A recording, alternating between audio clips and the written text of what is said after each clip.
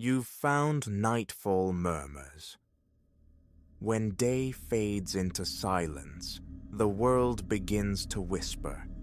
Some stories come as murmurs, some as warnings, but they all come at night.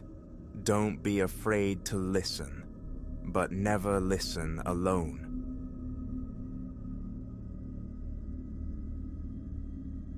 Even now, the amber glow of streetlights can seize the breath in my throat, coaxing a tremor into my hands.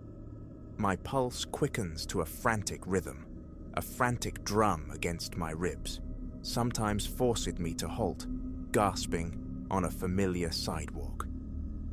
I once believed I understood fear, the adrenaline spike of a mugging, the near-miss screech of tires, the childhood memory of smoke and sirens from a house fire. But true fear, the kind that burrows deep and reroutes the very pathways of your mind, leaving you irrevocably altered.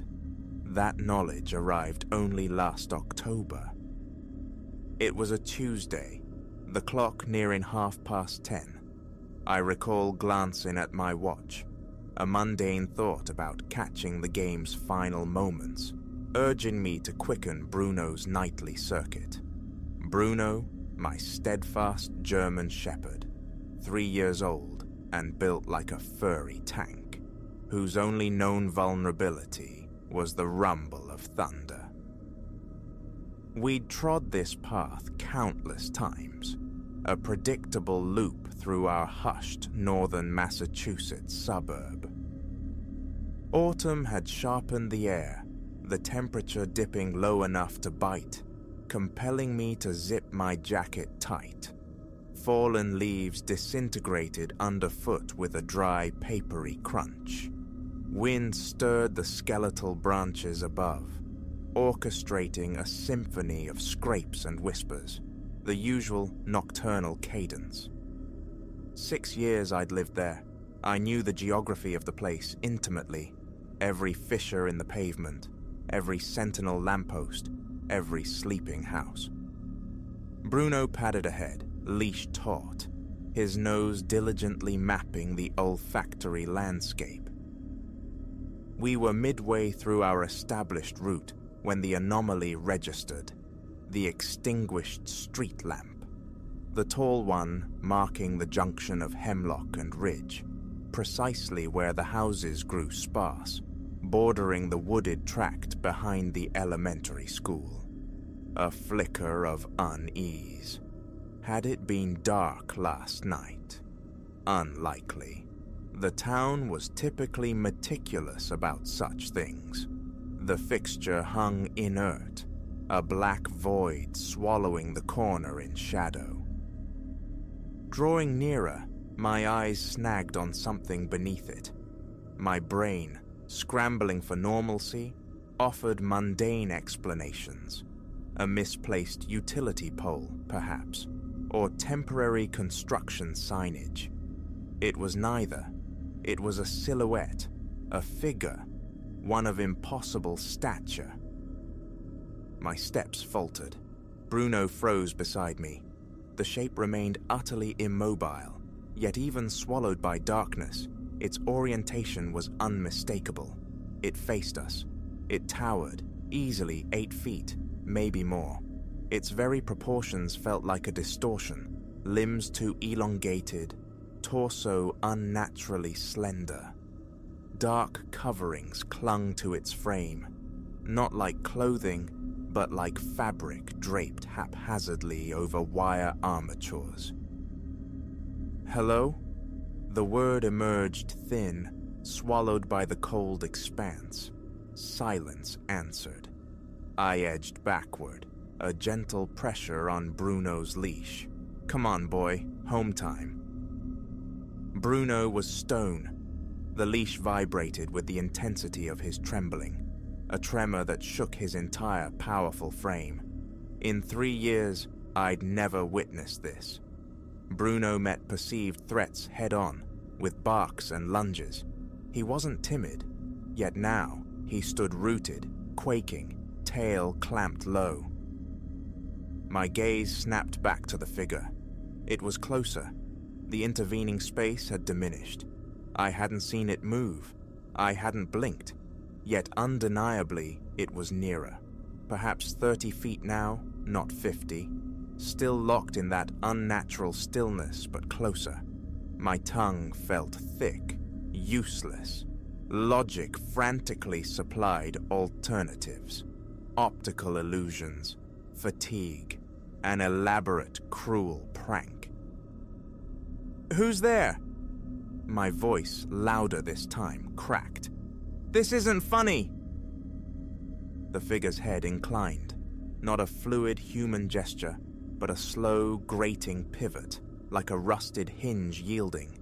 The angle was wrong, tilted too far, suggesting a broken neck. Bruno emitted a sound, a high, distressed whine, utterly alien to him. I yanked the leash harder. "Bruno, move! Now!"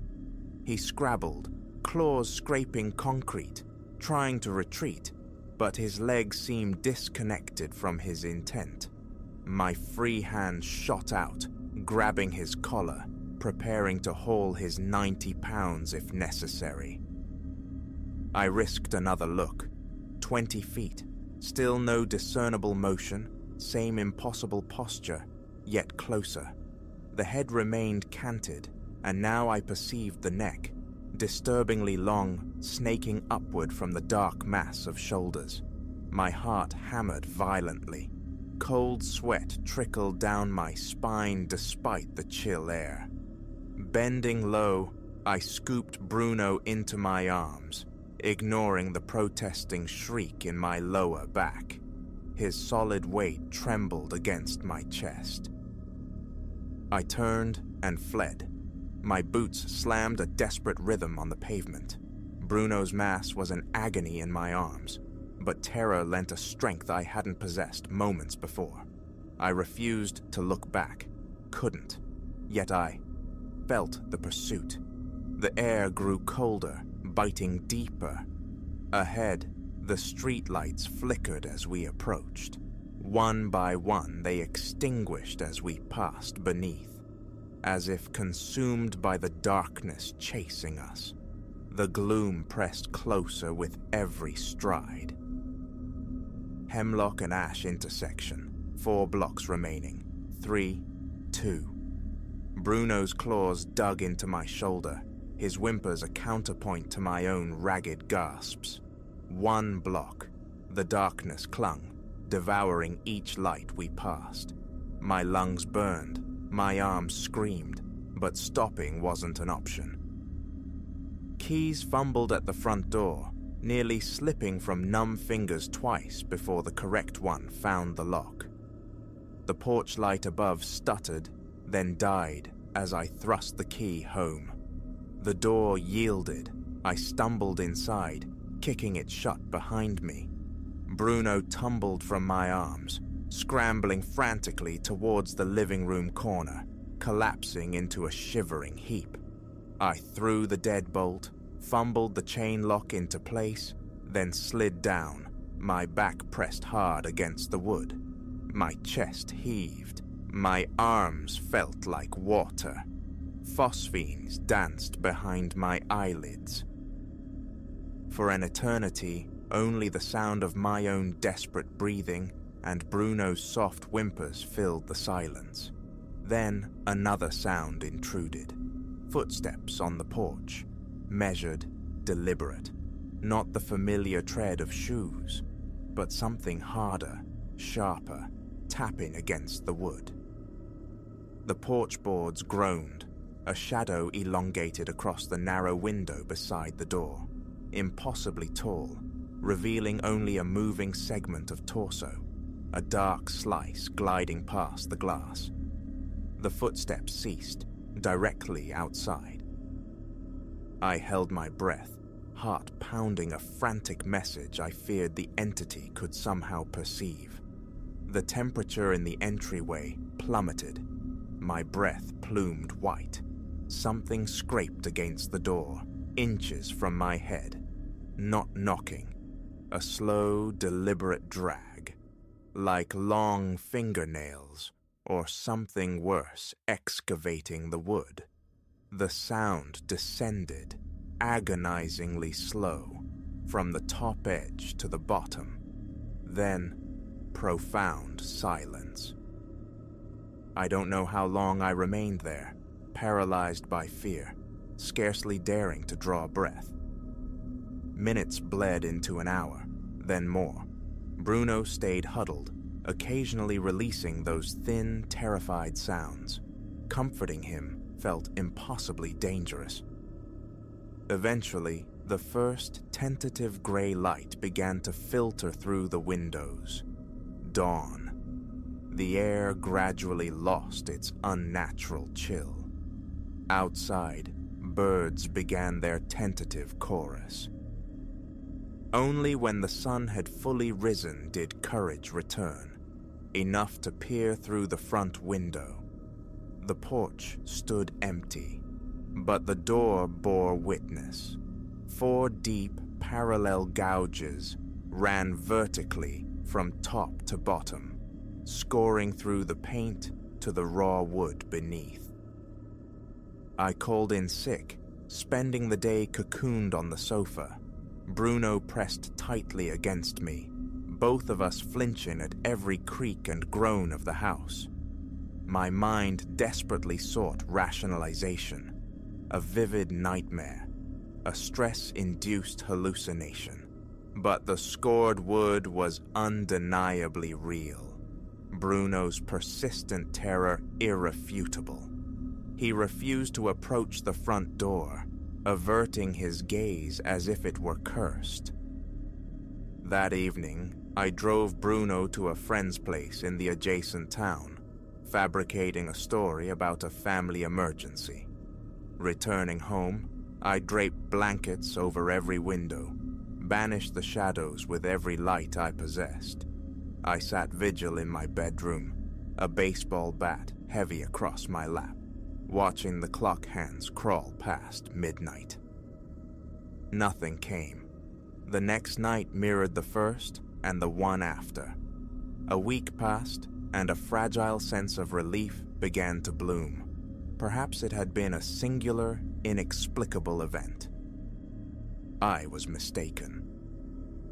2 weeks later, driving back late after retrieving Bruno, the terror renewed itself.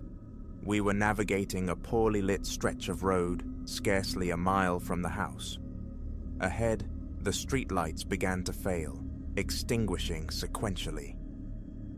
Bruno's low whine started in the back seat. I pressed the accelerator, but the engine sputtered, faltered, died. The headlights flickered, then plunged us into darkness. Caught in the dying beam of the final distant streetlight, I saw it. Standing sentinel in the center of the road, waiting. Its head swiveled towards us with that same horrifying mechanical slowness. This time, I saw the face, or the absence of one. Smooth, pallid skin stretched taut over a cranial shape. Featureless, eyeless. My hand twisted the key. The engine coughed, sputtered, roared back to life. I slammed the gear shift into reverse, tires shrieking protest on the asphalt. Bruno erupted into frantic, high-pitched barks of pure terror. In the rearview mirror, I watched the last streetlight surrender to the dark. Somehow we reached the house. The following week, I sold the house at a loss. Bruno and I relocated 2 states away, settling into an apartment complex in a bustling urban area, surrounded by the constant hum of life and light. Walks are now strictly daylight affairs. Multiple locks secure our door. Powerful security lamps, wired to a backup generator, flood the exterior. Yet sometimes, a flicker at the periphery, a shape lingering at the edge of the parking lot, a distortion in the shadowed alleyway, brings the cold dread rushing back. And sometimes, late at night, when the city sleeps, I hear it, a faint scratching at the door. Bruno hears it too. He presses close, trembling, uttering those whimpering sounds born that October night. We wait together in the overlit living room for the sanctuary of dawn, knowing that somewhere beyond the fragile circle of light, something impossibly tall waits, watches, and draws nearer even when unseen. Now I scrutinize the streetlights nightly. I watch for shadows that defy geometry, for stillness that pulses with unseen proximity.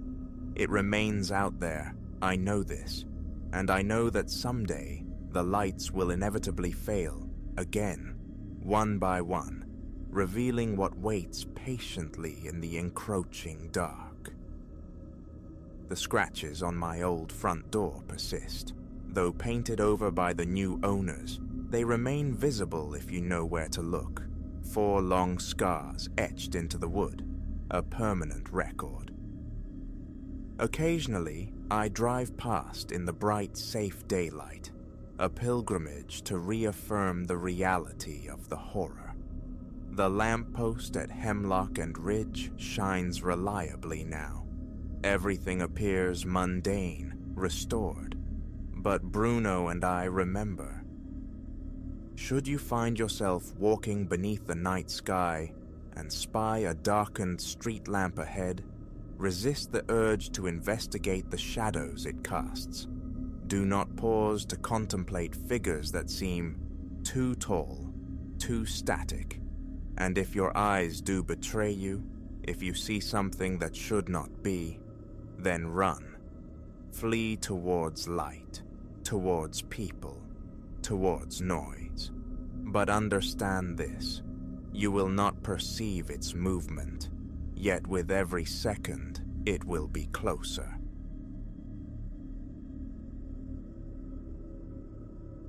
Midnight had bled onto the tarmac, the hour indistinct past 12, swallowed by a vertical deluge that turned the highway into a ribbon of obsidian slickness.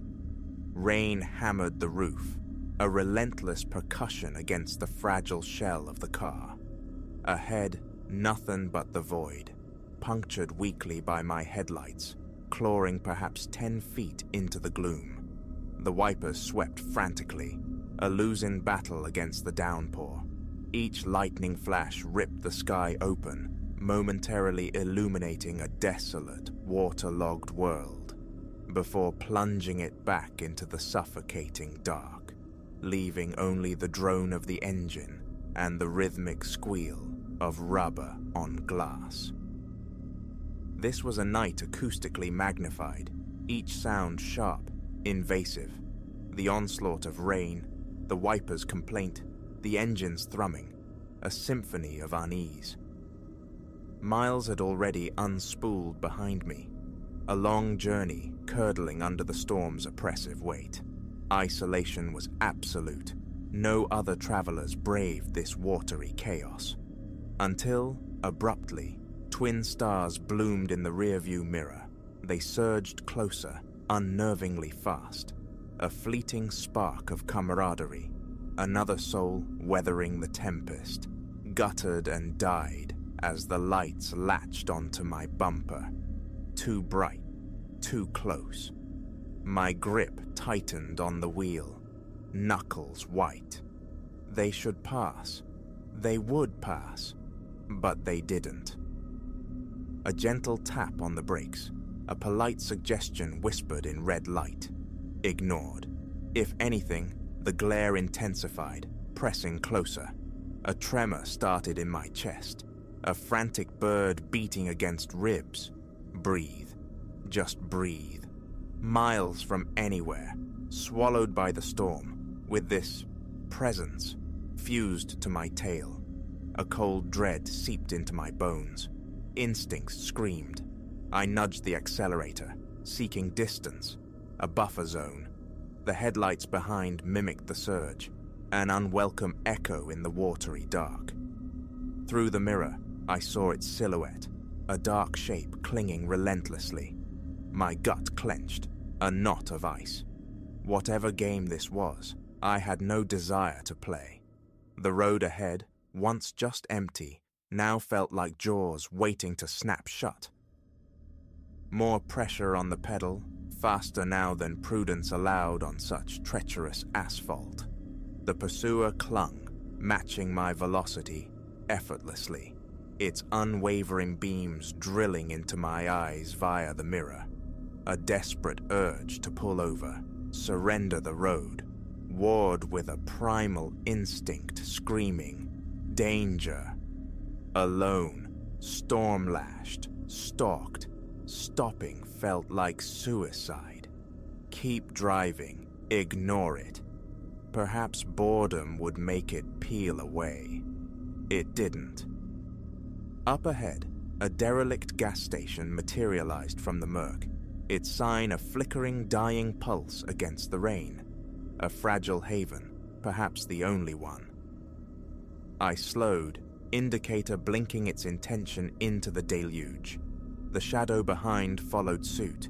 My pulse leaped, a frantic tattoo against my eardrums. Cold sweat prickled the nape of my neck. This escalated beyond unnerving. I swung into the station's cracked lot, parking beneath the hesitant glow of a single functioning lamp standard. The other car slid in a few spaces down, angled towards me, close enough to radiate menace. Deep breath, stay rational. Maybe they just needed fuel. A flimsy hope, quickly discarded. Through the rain-streaked glass, I watched. No movement. Two indistinct shapes within, facing my car, unnervingly still. The air thickened, pressing down. Something was profoundly wrong. Engine idling, escape tempting, but the fuel gauge blinked its angry orange warning. Not far, I wouldn't get far. There was no choice. Wallet and phone secured in my pocket, I pushed the door open, instantly assaulted by the cold, driving rain. Head down, I scurried to the pump, fumbling with the card, urging the fuel to flow faster. My gaze kept flicking towards the silent car. Its driver's side window was cracked open slightly. Movement glimpsed within. A shiver traced its icy path down my spine. The pump clicked off, full. Nozzle back, cap secured, I scrambled into the driver's seat, relief washing over me as the locks clicked shut. I wouldn't look, just leave. But as I shifted into drive, my headlights swept across a figure emerging from the other car. Tall, draped in a dark, hooded slicker, staring directly at me. My heart hammered, a frantic drum against my ribs. Control. Maintain control. I pulled away, tires spitting gravel, merging back onto the sodden highway, praying the pursuit was over. A glance in the mirror shattered the hope. The headlights were back, closer now, burning with renewed intensity. A dry swallow. Focus. Road. Rain. But my mind spiraled. Why? What did they want? I pushed the car harder, flirting with the edge of control on the slick surface. A brief fishtail, corrected with frantic soaring at the wheel. Yet, no matter the speed, the pursuer matched it. An inescapable phantom glued to my rear. Its lights a constant, blinding pressure. The tension in my chest became a physical weight, my hands cramping from their death grip on the wheel. Miles later, the faint outline of a rest area offered a desperate gamble. I veered off, killing the lights as I rolled deep into the unlit parking area, seeking refuge in the shadows. I watched the highway. The headlights swept past. A fragile wave of relief washed over me, quickly receding. Too easy. I waited, counting heartbeats in the drumming rain, then eased back onto the highway. Minutes crawled by. Then, inevitable, the twin beams reappeared, accelerating rapidly from the darkness behind. My stomach plummeted. He hadn't lost me. He'd been waiting. Options evaporated like mist. The highway stretched onward, an endless black channel through the storm. No towns, no exits, just rain and road, and the relentless hunter. Suddenly, the car behind surged, pulling alongside. Close. So close I could almost see through the cascade of water sheeting down the windows. A face lost in shadow, but the sharp line of a jaw visible. Eyes glinting, fixed on me. No gesture, no sound, just that paralyzing stare as we raced parallel, inches apart. Eyes forward, pulse hammering in my ears. Don't react. Maybe indifference would break the spell. It didn't.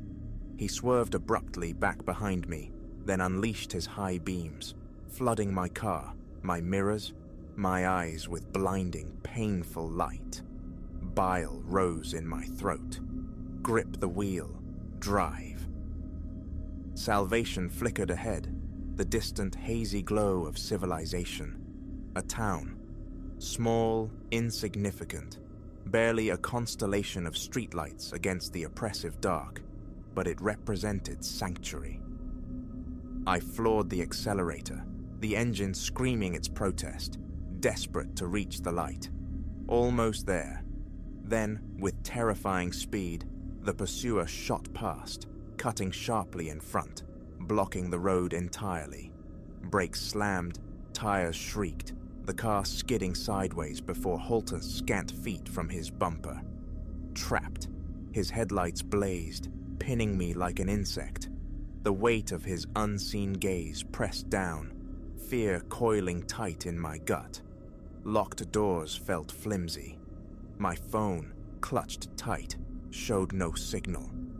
Only the relentless drumming of rain on the roof filled the charged silence of the standoff. Nowhere left to run.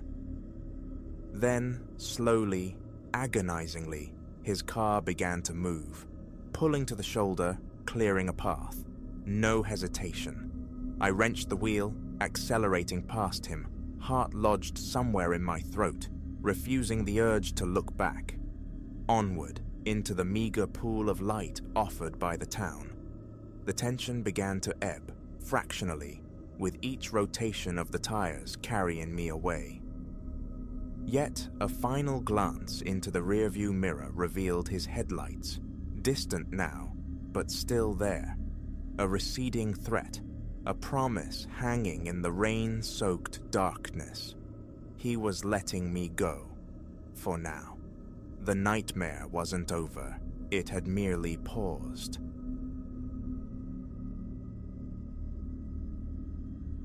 Midnight approached, swallowed by the tempest's maw.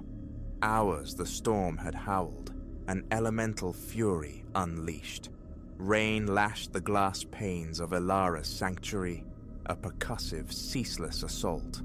Thunder detonated intermittently, shaking the apartment's old bones, coaxing flickers from the weary lights. Solitude was her companion in the besieged flat. Waxen sentinels dripped onto the table, their flames mirroring the erratic pulse of the storm. A meager bulwark against the encroaching dark. A heavy torch lay nearby, a silent promise for when the electricity inevitably surrendered. Beyond the weeping windows, the city streets lay submerged in liquid shadow, void and vacant. Television had offered hollow distraction, its dialogue drowned by the deluge's roar, until surrender seemed the only option.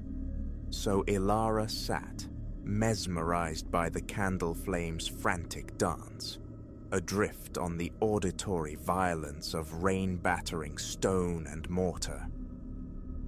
Precisely when the first intrusion upon the storm's symphony occurred, she couldn't say. A whisper of sound, nearly consumed by the downpour, scratching, faint, hesitant, perhaps imagined, a phantom born of wind and nerves. But it returned, clearer this time, a delicate, insistent friction against the sturdy oak of her front door. Ilara went rigid, every sense straining against the storm's cacophony. Rain hammered, a deafening curtain, yet beneath it persisted the scrape, scrape, scrape, slow, measured, like talons or perhaps fingernails tracing the wood grain. Her gaze locked onto the door, the muscle beneath her ribs beginning a frantic rhythm. No one was expected, not now, not in this deluge. Just the wind, she reasoned, some debris hurled against the barrier. Yet the sound endured, swelling in volume, sharpening its insistence. This was no random, wind-driven rhythm. This felt deliberate. This felt close. A clammy chill traced her spine. She swallowed against a throat suddenly tight. Rising felt like lifting lead weights. Approaching that door, an act of profound violation against instinct. But the not knowing was its own torment. The torch flared to life in her trembling grasp, its beam slicing the wavering dimness. Each step toward the entryway was measured, hesitant. As she neared, the scratching abruptly ceased. Silence descended, thick and expectant, broken only by the relentless drumming of rain. Ilara held her breath, listening. Was it merely the storm playing tricks, her isolation breeding phantoms? Then, a dull thump, solid, like a fist muffled by cloth, followed immediately by the scratching, harsher now, more urgent. A gasp escaped her, her heart hammered against her ribs, a frantic bird trapped in a cage. Every nerve screamed retreat, yet she compelled herself forward, pressing her eye to the peephole's distorted lens. Nothing but abyssal darkness greeted her, the view smeared and fractured by the torrential rain. Still, the scratching persisted, unwavering, relentless. Fear, cold and sharp, coiled deep in her belly. Someone, or something, was undeniably out there, patient and purposeful. Ilara retreated a step, the torch clutched like a talisman, her thoughts scattering like frightened birds. Call the authorities? But turning her back on the door felt unthinkable. An invitation, a conviction, cold and certain, settled. The moment her attention wavered, that barrier would breach. She drew a ragged breath, forcing a semblance of calm. A storm. Perhaps someone was caught out, desperate for shelter. The thought brought no comfort, only a dissonant chord of wrongness. Then, slicing through the storm's roar, a voice. Male, muffled by the wood, yet chillingly distinct. "Let me in," it rasped, low, almost intimate. "Please, I need help." Ilara remained motionless, a statue carved from fear, her pulse frantic. Another knock, louder, more demanding. "Please," the voice pleaded, frayed with desperation. "It's not safe out here. I'm scared." What to do? A sliver of empathy warred with the overwhelming tide of primal fear, urging her to keep the lock bolted, the chain secured. Sweat slicked her palm, the torch slippery in her grasp. "I won't harm you," the voice softened, wheedling, insidious. "Just let me come inside." She swallowed hard, fighting for steady breaths, for rational thought. Outside, the rain pounded, a wall of sound isolating her completely. Alone, no neighbor near enough to hear a scream over the tempest. She took another step back, her mind shrieking warnings. Bang! The door shuddered violently in its frame. Ilara flinched, the torch nearly tumbling from her grasp. He was trying to force it. Her heart felt impossibly large, threatening to burst from her chest. Stumbling backward, she felt the cool plaster of the wall against her shoulders. A dead end. Nowhere left to run. "Let me in!" The voice erupted, stripped of all pretense, raw fury replacing desperation. "You have to let me in!" Silence was her only reply. Breathing felt like swallowing glass. Her body was rigid, knuckles white on the torch. Another blow struck the door, harder, the impact reverberating through the small apartment. Run? To the bedroom? Lock herself in? As the thought formed, a new sound reached her, the faint metallic jiggle of the lock mechanism. Her blood turned to ice. He was working on the lock. She scrambled backward, frantic now, searching for a solution. Barricaded. Yes. She seized a small, sturdy console table from the narrow hall, shoving it against the door with trembling arms, the wood groaning in protest. The scratching stopped. The jiggling ceased. A fragile moment of hope bloomed, only to be instantly crushed by a low, dark chuckle from the other side, a sound that crawled under her skin. "You can't keep me out," the voice purred, dripping malice. "I always get in." No response came. Ilara stood flattened against the wall, heart a wild drum against her ribs. The storm raged, wind shrieking, but the only sound that registered was his voice, mocking her, challenging her. Breathe. She needed help. Her fingers, clumsy with tremors, fumbled for her mobile phone. She stabbed at the emergency number, pressed the device to her ear, praying. Dead air. Nothing. The storm had claimed the signal too. Utterly severed. Alone. The man hammered the door again. A brutal, percussive rhythm that echoed the thunder outside. She felt the table shift, heard the wood splintering under the assault. Backing further away, her hand closed around the cold steel handle of a kitchen knife on the counter. She raised it, a flimsy defense against the unseen. "Open this door!" he roared, incandescent with rage. "Last chance!" Panic surged, a blinding wave. The fire escape, too close to the door, too close to him. Then, silence. The banging stopped, the scratching vanished. Only the ceaseless drumming of rain remained. Ilara held her breath, listening, every nerve taut. Seconds stretched into an eternity. Then, footsteps, slow, deliberate, moving, away from her door, fading down the corridor outside. A shaky sigh escaped her lips, relief washing through her in a dizzying flood. He'd given up. He was leaving. She waited, listening intently, knife still poised, until the apartment settled into a quiet broken only by the storm. Her pulse began to steady. She cautiously lowered the blade.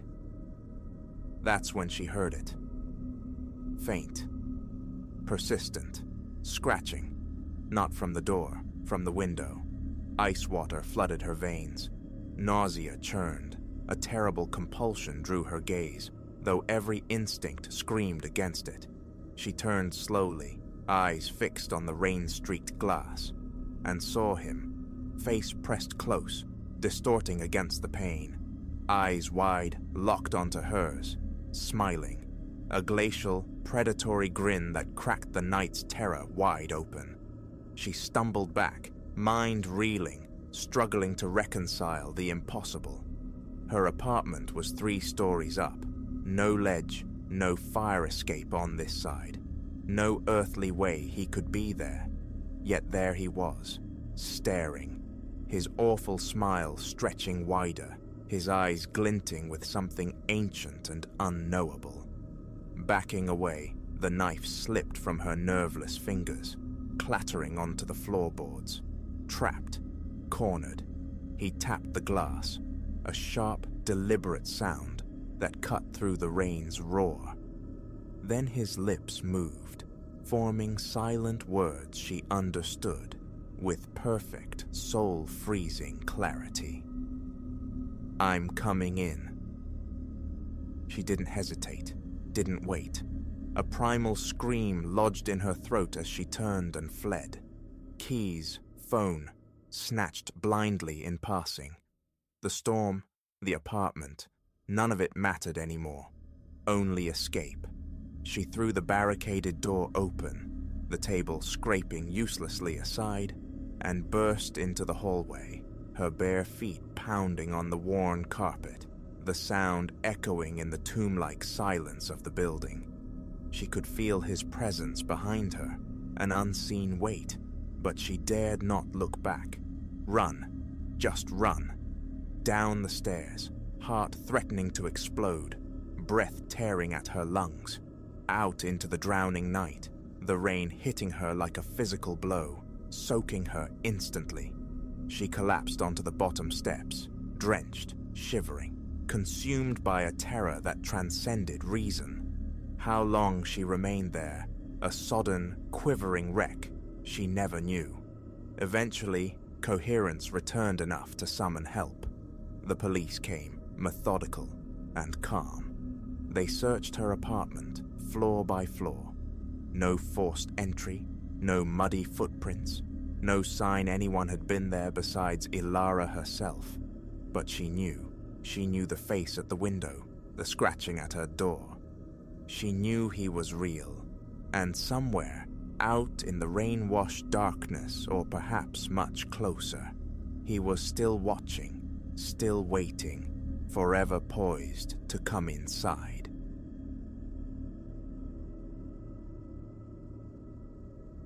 Three nights passed, the inviolate nature of my personal chronicle was shattered. That leather-bound volume, secured always within the uppermost drawer of my escritoire, knows only one key, a diminutive piece of brass nestled perpetually in my trouser pocket, its existence a secret held close. My life unfolds within its pages.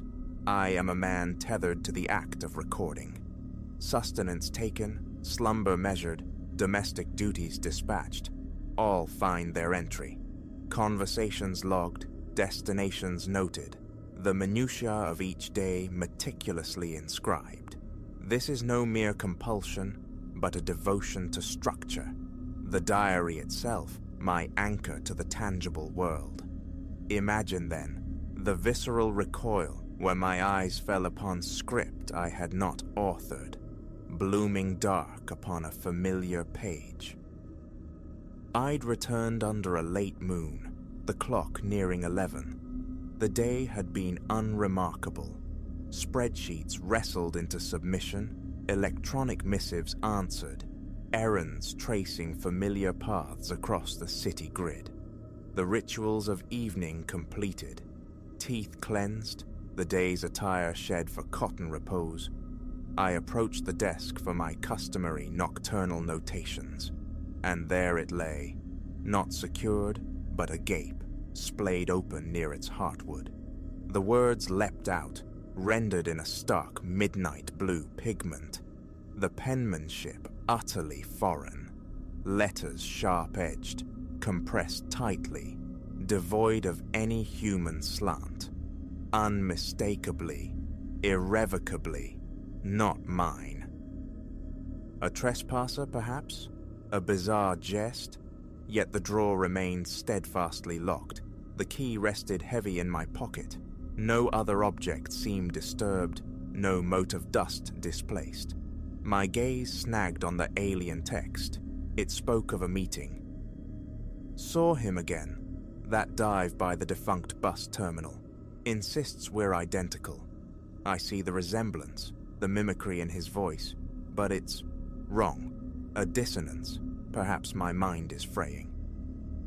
The date inscribed above matched the present, yet stipulated the hour as 4 in the afternoon.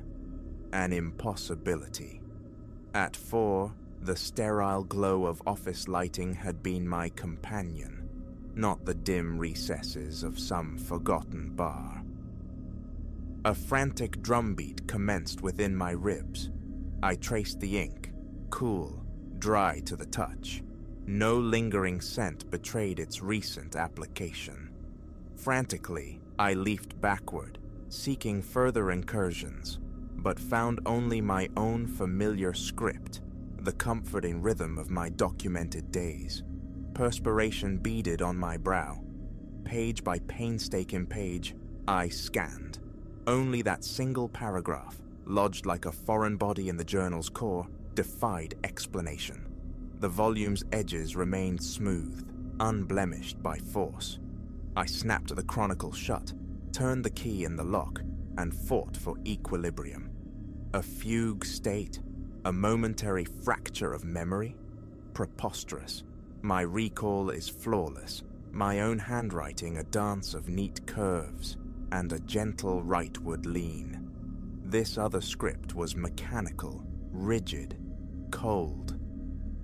Sleep offered little sanctuary that night, my thoughts circling the enigma like restless predators.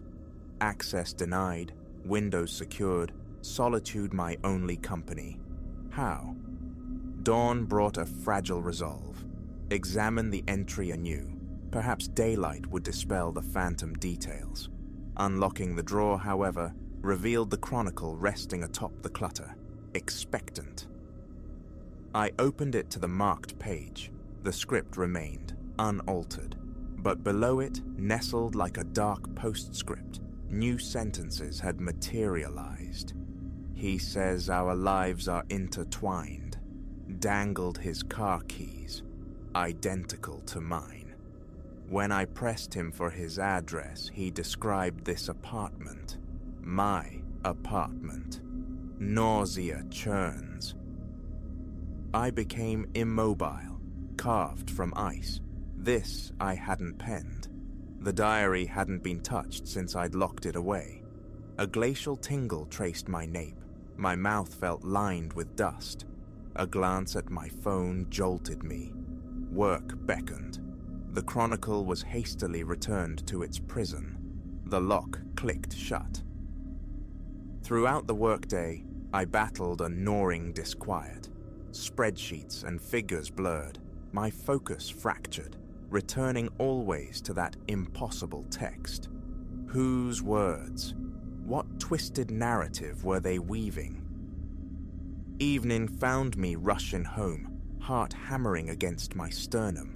The key trembled in my hand as I unlocked the drawer, retrieved the volume. 3 new paragraphs awaited me.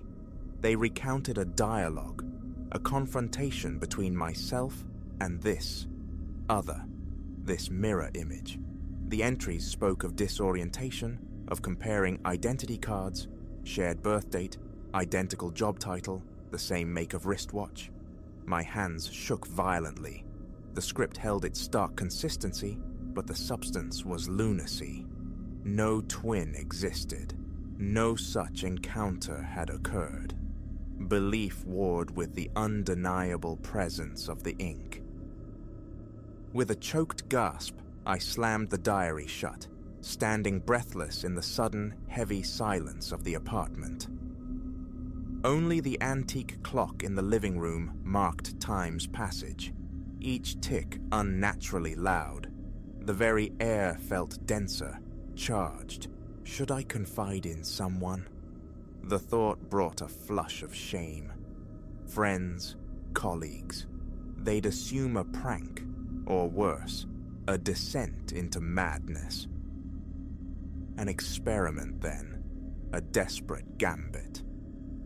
I carefully tore the offending pages from their binding, the ripping sound sharp in the quiet room.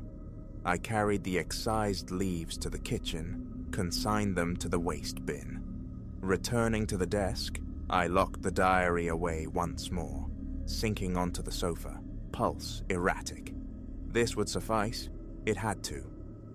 Near midnight, roused by thirst, I passed the desk. The drawer sat fractionally ajar.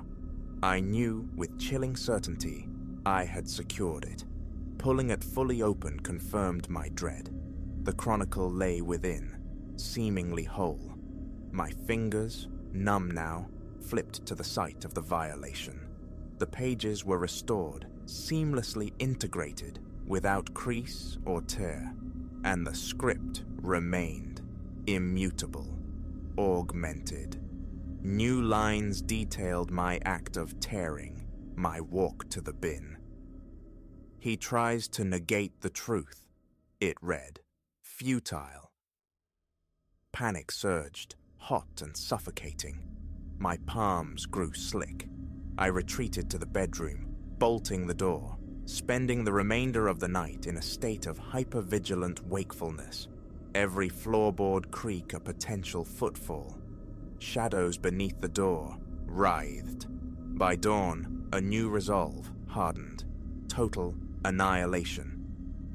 I seized the Chronicle, thrust it into a plain paper sack, and strode out into the reassuring solidity of morning sunlight. I drove to a deserted commercial parking lot, a bleak expanse of cracked asphalt. The plan? Immolation. From the glove box, a small lighter. I exited the car, placed the diary on the ground, and introduced it to the flame. Fire curled around the cover, smoke ascending in a thin, grey plume. My eyes darted nervously. The lot remained empty. The volume burned, reduced to fragile black flakes. I ground the ashes underfoot, scattering the remnants, a fragile tendril of relief unfurling within me. The drive home, windows down, cool air rushing in, felt like a tentative step back toward normalcy. Inside my apartment, I went directly to the desk, needing visual confirmation of its absence. My stomach plummeted. It sat there, upright on the polished wood surface, unscarred, pristine. I lifted it, hands trembling, leafed through its pages. Every entry, mine and the others, perfectly preserved. My breath hitched, ragged in my throat. Counting to 10 did nothing to steady the sudden weakness in my knees. Then I saw it. Fresh text. A new chapter detailing the burning. He subjected me to fire, it declared. Proof he understands something is amiss. What follows will enlighten him. Tears pricked at my eyes. I set the diary down gently, backing away as if from a venomous thing. My muscles screamed with tension. Thoughts ricocheted. How? Escape. I needed distance. Wallet, phone, keys, grabbed in haste. I left the drawer unlocked this time, fleeing the apartment. Hours dissolved in aimless wandering through downtown streets, sterile cafe corners, offering temporary refuge. The low murmur of strangers, a flimsy shield against the haunting presence of the Chronicle. But avoidance was no cure. Late that night, bracing myself, I returned. The building's corridor stretched silent, the elevator's hum a low thrum beneath my own echoing footfalls. Inside, lights blazed, windows confirmed secure. Then, the desk. The diary lay open, a full page demanding attention. It described an encounter in a city unknown to me, spoke of streets I'd never walked, timelines that clashed violently with my own recorded movements. It chronicled a conversation with the other me, comparing diverging life paths, a shared sense of profound unreality. The final sentence chilled me to the bone. He cannot evade the convergence. A tremor ran down my arms. I collapsed into the chair, elbows finding the desk. My pulse hammered a frantic rhythm against my temples. This notion of another self, existing concurrently, was an assault on reason, yet the diary insisted, its narrative weaving a terrifying plausibility. Or perhaps it was forcing the belief upon me. Again I touched the pages, smooth, flawless. The ink looked wet, yet remained dry. No pen lay nearby. A frantic search of drawers, behind furniture, yielded nothing. I sat there for a long time, adrift, the tension knotting my shoulders, stiffening my neck. One final strategy: exile by refuse. Around 2 a.m, I drove to the city's periphery, locating a vast industrial dumpster behind a darkened warehouse. The stench of decay hung heavy in the damp air. I hurled the diary inside. It landed with a metallic clang. I drove away swiftly, the empty streets slick with a light drizzle, the rhythmic swish of wipers a hypnotic counterpoint to my internal chaos. Back in the apartment, it waited. On the desk, cover closed. A pen rested atop it, sleek, black, unmarked. A pen I had never owned. My phone displayed 2:43 a.m. Defeat settled, heavy as lead. I opened the volume. Another entry. He discarded me like refuse. It changes nothing. Soon he will witness what I have witnessed. My mouth was parched, temples throbbing. I slammed it shut, pacing, the frantic energy finding no outlet. The television offered noise but no distraction. Images blurred, meaningless against the storm in my mind. Sleep was impossible. The subsequent 2 days saw the chronicle swell, pages multiplying, filled with these spectral narratives, journeys to unfamiliar locales, dialogues with strangers, glimpses of a future I recoiled from, phrases hinted at merging realities, the other self bleeding into my existence. Each attempt at destruction, tearing, burning, discarding, was met with defiant reappearance, the diary returning intact, augmented with a meticulous account of my failed efforts and its own inexplicable survival. A state of perpetual, low-grade panic became my baseline. My hands developed a tremor I couldn't control. Isolation felt absolute. Who could possibly comprehend? I tried vigilance, setting alarms, hoping to catch the phantom scribe mid-sentence. Hourly checks through the night revealed nothing but a dormant book, yet morning always unveiled fresh paragraphs, chronicling events alien to my experience but centered on me, or a version of me, navigating a life both intimately familiar and terrifyingly strange. I felt my own identity thinning, shared with an unseen counterpart. My reflection stared back, gaunt, shadowed beneath the eyes. Sustenance had become an afterthought. Yesterday, a lengthy passage appeared. It detailed a purported final meeting between myself and the other. Hours spent discussing the diary itself, the genesis of its impossible entries, culminating in a choice I would soon face. Refusal, the entry warned, would invite something far worse. What choice? What consequence? I grasp only this. Every time I yield to the compulsion to open it, more text blossoms, detailing a life I haven't lived, conversations I haven't had. Escape feels illusory. I write this now, here on separate paper, a desperate effort to demarcate my own reality, to anchor myself to the verifiable. These physical sensations, the clammy palms, the racing heart, the quivering limbs, are my proof of self. The thought of entombing the diary in a bank vault occurs, but the certainty of its return mocks the idea. Fire, dismemberment, abandonment, all futile. It endures. It returns. Presently, it rests on my desk, closed, waiting. Fear coils in my gut, tightening my chest as I stand here, staring at its innocuous cover. The urge to flee, to abandon this place and never look back, is potent, yet I know its futility. The chronicle transcends distance, defies locks and bins. Its destination remains obscure, but each new page feels like a step closer to an abyss I cannot fathom and desperately wish to avoid. I need air. I am leaving the apartment now, just for a short while, to sit in my car, to feel the night breeze, to attempt clarity. The diary will remain.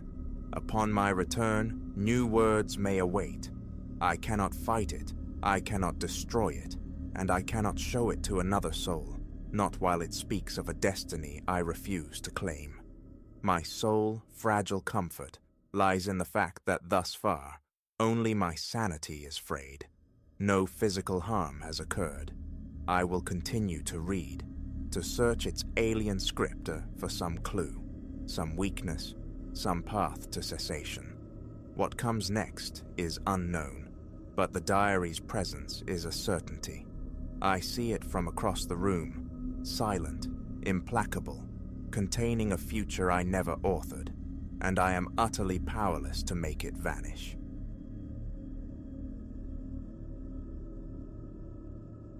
That headstones might possess a secret nocturnal life, migrating across hallowed ground. Such tales earned only my derision, the kind reserved for ghost stories whispered around campfires. Until one dawn, something fractured the mundane. I'd unlatched the cemetery gates, the hinges groaning their familiar complaint, just as the sun bled over the horizon, a ritual etched into my years here. Yet, as my gaze swept the familiar landscape, an unsettling discordance registered. Certain monuments seemed askew, misaligned from the mental map I carried, precise as a surveyor's chart. My immediate impulse was dismissal. Memory, after all, is a fickle instrument. Imagination, I chided myself. But the unease lingered, a burr beneath the skin. That subsequent evening, lingering past my usual departure, I studied the rose with deliberate intensity. It was no phantom of the mind. Let me begin properly. Silas is the name I answer to, and for nigh on a decade, I've been the sole custodian, groundsman, gravedigger of this modest necropolis clinging to the fringe of a town hushed even by day. It's not expansive, this field of remembrance. Visitors are infrequent, mostly descendants tending ancestral plots generations old. My duties are simple: tending the grass, ensuring paths remain unobstructed, maintaining a veneer of respectable repose. Occasionally, the earth must be opened for a new resident, though such occasions grow rarer.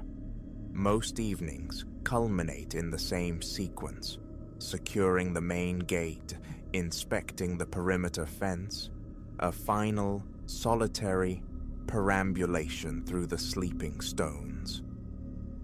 Roughly 3 weeks passed, the rhythm altered. It began one morning near the western boundary, where the oldest markers stand, their inscription softened by time and weather, their stone faces pitted and worn. I'd brought my rake to gather the fallen leaves carpeting that section. A glance across the headstones, a routine check snagged on something aberrant, a visceral certainty clenched in my gut. The spacing was wrong. Subtly, yes, perhaps only by inches, but wrong nonetheless, as if unseen hands had nudged them overnight. I know that particular stretch intimately, its every contour, the precise distance of each stone from the gnarled tree line. I forced myself back to the task, piling autumn leaves into rustling mounds, attempting to smother the disquiet rising within me. That night, completing my final circuit, I found myself drawn back to those ancient graves. My flashlight beam cut a stark cone through the darkness, illuminating one weathered stone after another. A chill breeze feathered my face. The night breathed softly around me. A sigh of wind, the dry rustle of unseen leaves. I stood motionless for a long while, the light playing across the silent sentinels. They appeared undisturbed. Locking the gates, I walked home, convinced I was merely fabricating mysteries from shadows. The following morning, however, erased all doubt. Fresh drag marks scarred the damp earth beside two of the very stones I'd scrutinized, the kind of gouges left by something heavy being scraped across yielding soil. Crouching, I examined the disturbed ground. It looked raw, recently violated, as if a garden bench or a substantial boulder had been wrestled several feet. My eyes scanned for other signs, footprints, discarded litter, evidence of youthful mischief, but found none, only those inexplicable abrasions. From that point, my vigilance sharpened. Each dawn, upon arrival, I'd conduct a meticulous survey, committing the precise arrangement of the stones to memory. Each night, after securing the premises, I'd repeat the inspection, comparing the reality against my mental record. A pocket notebook became my constant companion, filled with crude diagrams, notations charting the shape and relative position of each marker. Within a week, denial was no longer sustainable. 4, perhaps 5, specific headstones were demonstrably shifting, not dramatically, not leaping across plots, but incrementally altering their alignment, creating subtle gaps or closing existing ones. Patterns began to emerge from the chaos, a collective drift leftward one night, a slight tilting or forward slide by different stones the next. By the second week, the phenomenon had spread, encompassing more markers, drawing them into a peculiar, evolving cluster. Resolve hardened within me. I would keep vigil, witness this impossible ballet myself. One night, armed with a thermos of strong coffee, a collapsible canvas chair, and my heavy-duty flashlight, I secreted myself within the dilapidated storage shed near the rear fence. Its single grimy window offered a commanding shadowed view of the oldest section. I doused all light, settling into the cramped darkness. Hours crawled by. A cramp seized my leg. The night's chill seeped through my jacket, deep into my bones. The silence was profound, punctuated only by the sound of my own breathing, the occasional scurry of some small nocturnal creature, the distant, mournful bark of a dog. Around 2 a.m, the air thick with anticipation, I eased out of the shed, moving with stealth I didn't know I possessed. My heart hammered against my ribs. A film of cold sweat prickled my brow despite the frigid air. I crept closer, using a large granite angel as cover, and peered intently at the suspect row. Stillness reigned. Patience, I told myself, forcing my protesting muscles to hold a low crouch. The moon, a sliver of bone white, offered just enough light to render the stones as stark silhouettes against the lesser dark. An eternity seemed to pass, my thighs burning with the strain. Then, motion, a flicker at the periphery of my vision. One of the stones at the far right edge, it slid. A few inches sideways, in a single, utterly silent, impossibly fluid movement. My breath hitched, my pulse roared in my ears. A primal urge to flee screamed through me, but I remained rooted, paralyzed by disbelief. Moments later, another marker, some 10 feet distant, dipped fractionally, gliding perhaps an inch forward. My fingers dug into the rough, cold granite of my hiding place. Before the strange activity ceased, perhaps 4 or 5 stones had repositioned themselves, settling into a new, subtly altered configuration. Utterly dumbfounded, I almost failed to register the specifics, my mind reeling. Shaking, I tried to burn the new arrangement into my memory. When I finally straightened, pins and needles shot through my numb legs. Switching on my flashlight, I walked slowly, deliberately, among the shifted stones. Their positions were undeniably different from just hours before. The next morning, fortified by daylight and grim determination, I translated my fragmented memories and previous notes onto paper, mapping the changes. I marked the new locations, comparing them against the documented positions from the preceding weeks. A nascent pattern emerged, lines and angles suggesting not randomness, but intention. The shifted stones seemed to be converging, subtly indicating the far corner of the cemetery, dominated by an imposing, time-stained granite mausoleum. Drawn by an invisible thread, I walked towards it, examining the structure.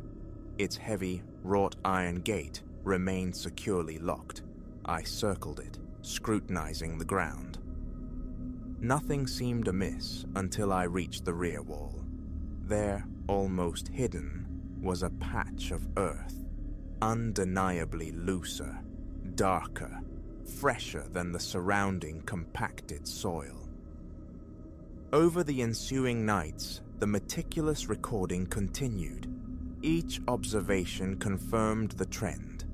The stones rearranged themselves incrementally, forming what looked increasingly like a fragmented pathway. Some now leaned at angles that pointed directly toward the mausoleum. Others formed a distinct curve, seeming to delineate a boundary around that very patch of disturbed earth behind it. The suspicion bloomed into conviction. Something lay buried there, something the stones themselves were trying to reveal.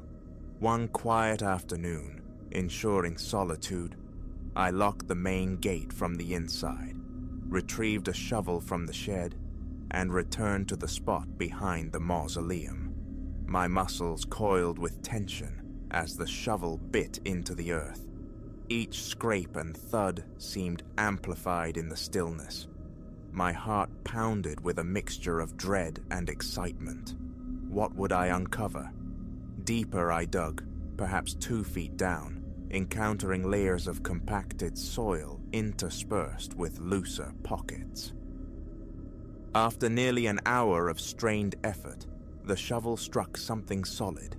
A large rock, I first assumed. But as I carefully brushed away the clinging dirt, the unmistakable grain of wood emerged. Ancient, dark, saturated with subterranean dampness. Not mere debris, nor coffin fragments. There were no accompanying signs of human remains. It had the distinct shape of a box, rectangular, bound with corroded iron bands.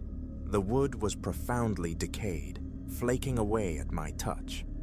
I leaned back, catching my breath, the frantic rhythm in my chest echoing the shovel's earlier impacts. What secrets did it hold? Clearing the remaining earth revealed its dimensions, roughly 3 feet in length, a foot or so in width. Mud caked my gloves. Grunting with exertion, straining my back, I managed to wrestle the heavy container from its earthen grip. I laid it carefully on the grass, brushing away the last vestiges of soil. Faint, intricate symbols were carved into the lid, almost entirely effaced by time and decay. Searching for a latch, I noticed one iron band seemed looser than the others. Using the shovel's edge as a lever, I applied pressure. With a sickening crackle of rotten wood, the band gave way. The lid groaned, splintering near the break. My hands trembled, a tremor unrelated to the physical effort. A chill, profound and invasive, traced its way down my spine. Taking a ragged breath, I lifted the lid.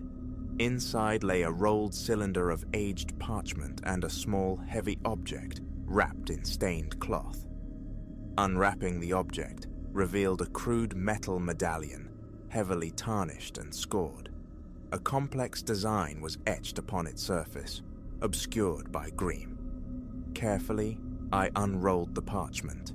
It displayed a series of cryptic markings, lines, and shapes. A primitive map, perhaps.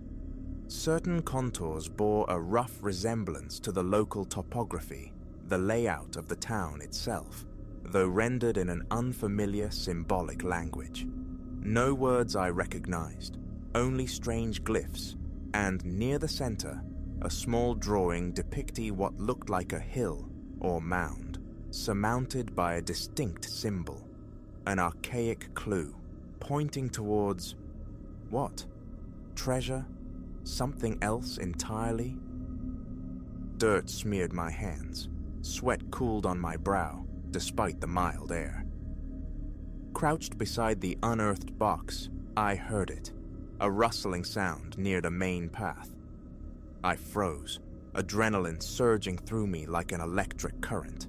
Discovery felt imminent, terrifying. How could I possibly explain this clandestine excavation? My mind raced. Snapping the lid shut, I hastily stuffed the parchment and medallion into my jacket pockets. I shoved the box back towards the mausoleum wall, intending to conceal it better later, then rapidly backfilled the hole, tamping the earth down, trying desperately to erase the evidence of my intrusion.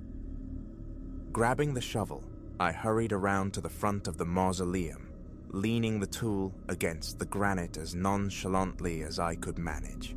A municipal maintenance truck rumbled past on the road outside the gates, but thankfully it continued on its way. My hands still shook. I was undeniably onto something profound, something the stones themselves had guided me toward. In the days that followed, I devoted every spare, private moment to studying the parchment.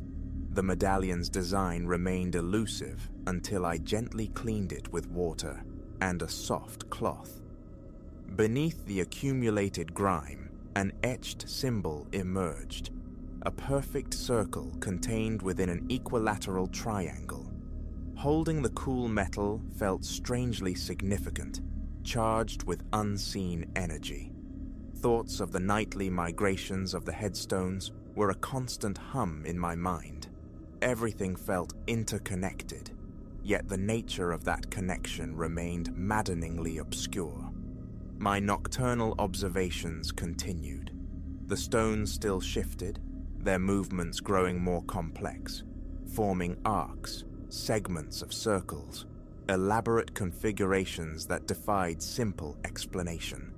Each time I witnessed their silent choreography, a familiar tightness seized my chest. Occasionally, I thought I detected the faintest grinding sound, a subterranean scrape, but it was always fleeting, instantly swallowed by the silence. I attempted, once, to confide in a colleague, a part-timer who occasionally assisted with mowing. Showing him my sketches, stammering about moving stones and hidden boxes, earned me only a look of profound concern and a gentle inquiry about my well-being. The gulf between my reality and his was too vast. I realized then the necessity of solitude in this pursuit. The parchment and medallion resided in a locked drawer at home. Poring over an old town map procured from the library archives, I sought correlations. Certain lines on the parchment seemed to mirror the contours of the land surrounding the cemetery. The map's central focus aligned perfectly with the necropolis itself. Another, smaller marking corresponded plausibly to a specific hillock visible just beyond the town limits. Could there be another cache buried there? The thought spurred a mixture of compulsion and deep-seated unease. The prospect of venturing alone to that isolated hill, shovel in hand, filled me with a nameless dread. The weight of this discovery pressed down on me. Meanwhile, the stones persisted in their silent dance. Their latest configuration seemed unmistakably directional, forming a crude arrow pointing away from the cemetery grounds, urging me outward. Did I truly want to follow? Yet an obsessive curiosity had taken root, a need to unravel this enigma to its conclusion. One evening, flashlight beam cutting through the twilight, I hiked the short distance to the hill indicated on the old map. I found the clearing, shaped just as depicted on the parchment. The ground here felt firm, undisturbed. No freshly turned earth, no ancient markers. I paced the small area, probing the turf with my boot, sweeping the light across the surrounding trees. My shoulders ached with tension. My heart thumped a heavy rhythm against my ribs. The wind soared through the branches, and the encroaching darkness felt vast, oppressive.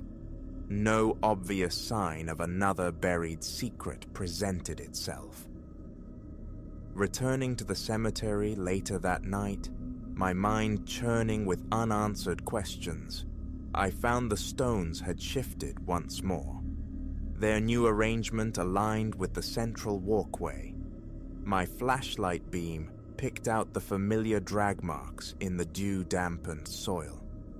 I walked the path slowly, illuminating each marker in turn, neck muscles tight with strain. I stopped before a large, ornate headstone, one that had moved a good 6 inches since the previous dawn.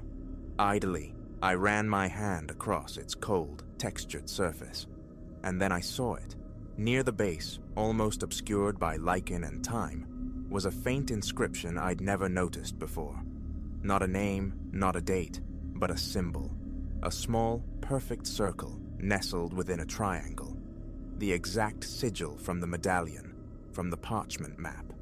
A jolt, electric and fierce, shot through me. My palms grew slick with sweat. I realized I was holding my breath. Rubbing my eyes, I looked again. It was undeniably real. The connection solidified, sharp and undeniable. The map, the medallion, this stone, they were pieces of the same puzzle. The tombstones weren't just moving, they were communicating, guided by some unseen intelligence, leading me deliberately along this cryptic trail. I scanned the silent, watchful darkness of the cemetery. Utter stillness reigned, yet the frantic pounding in my ears was deafening. I remain here still. The same duties occupy my days. The familiar routines a thin veneer over the extraordinary reality I now inhabit. By night, the familiar unease sharpens into focused anticipation. I have come to accept the impossible. The headstones move. The how and why remain shrouded, but the fact is undeniable. I see it. I document it. Each subtle shift feels like another syllable in a slow, unfolding sentence, drawing me closer to a secret interred centuries ago. The box behind the mausoleum, the parchment, the medallion, the sigil, threads in a tapestry far larger and older than myself.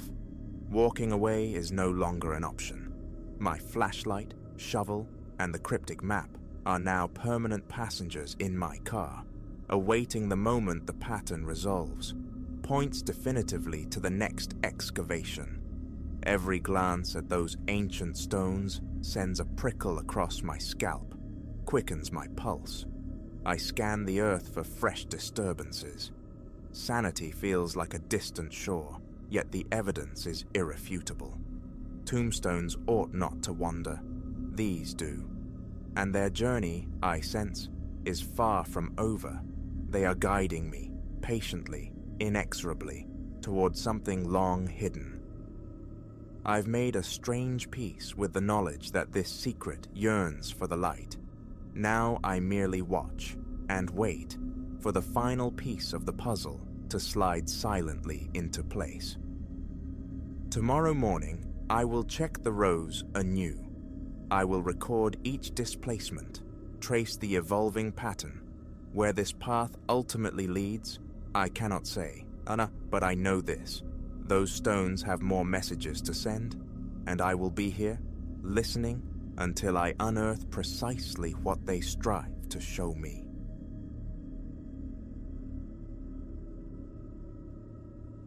The languor of my Sunday afternoon fractured when the first missive materialized.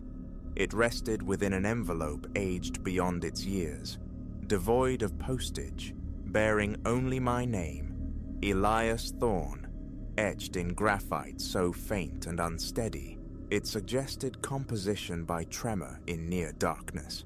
A premonitory chill traced my spine before my fingers breached the seal. An aroma, arid and antique, the exhalation of long-sealed chests in forgotten rooms, clung to the brittle paper. Inside, a solitary imperative, reiterated in a frantic, looping script. Come. What summons? From whom? The question hung unanswered in the stillness of my kitchen. I placed the enigma on the counter, a tightening knot in my chest, warring with a dismissive shrug. A prank, perhaps, some bizarre guerrilla marketing. No coordinates, no appointed hour, nothing but that stark, singular command. Come. I resolved to banish it, immersing myself in the mundane rhythm of the impending work week. Yet, returning home Monday evening, I discovered its twin slipped beneath my threshold. The same archaic vessel, the identical scent of desiccation, the unwavering, one-word plea. Come. A cold fist clenched in my gut. I scanned the vacant hallway. No retreating footsteps echoed, no sign betrayed the courier's passage.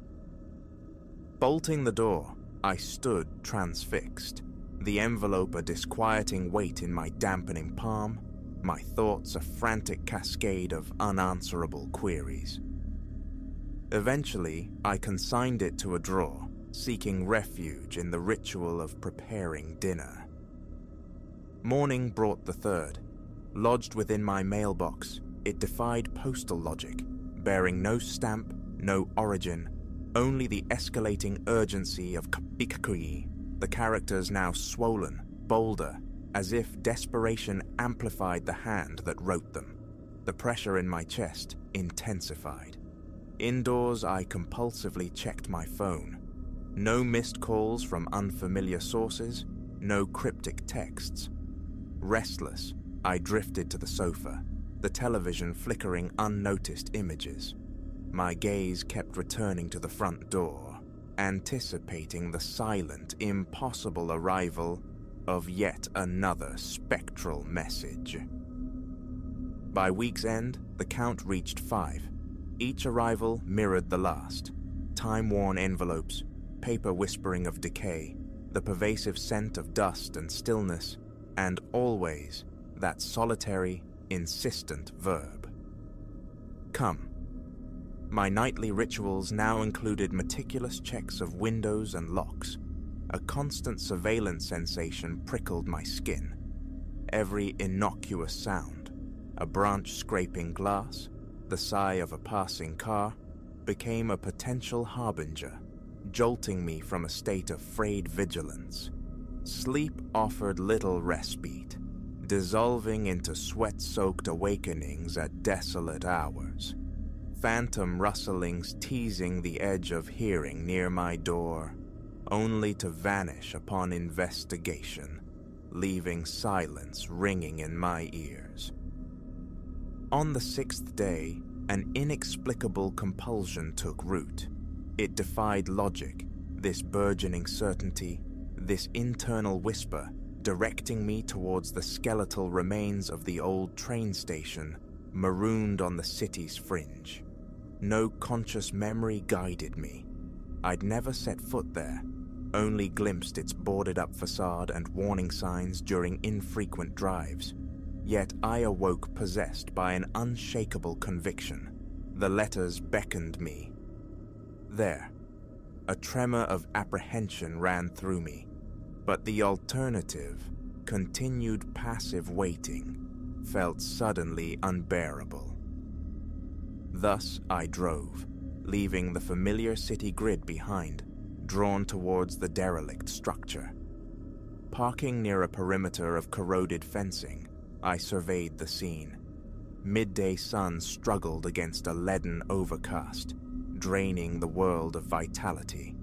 Emerging from the car, an uneasy current crawled up my neck. The station itself stood grey and violated, scarred by graffiti, its upper floors pocked with shattered windows. Loose timbers groaned under the wind's persuasion. Picking my way through debris, I circled the building's flank, searching for ingress, for answers. A breach in the fence offered passage. Beyond lay an old loading dock, its concrete fractured, reflecting the bruised sky in stagnant puddles. The air hung thick with mildew and the ghost of machine oil. My heart hammered against my ribs. Moving with caution, navigating shards of glass, I spotted it. A vast cargo door, slightly ajar, leaking a faint anemic luminescence, the hesitant glow of a dying fluorescent tube, perhaps, or a solitary flashlight beam. Peering inside, expecting confrontation, I found only void. I slipped through the opening. Centered on the dusty floor, directly beneath the sputtering overhead light, sat a single rocking chair, angled towards me. The cavernous space was otherwise barren, save for hulking rusted machinery slumped against one wall and a precarious stack of crates in a shadowed corner. Motes danced in the weak light.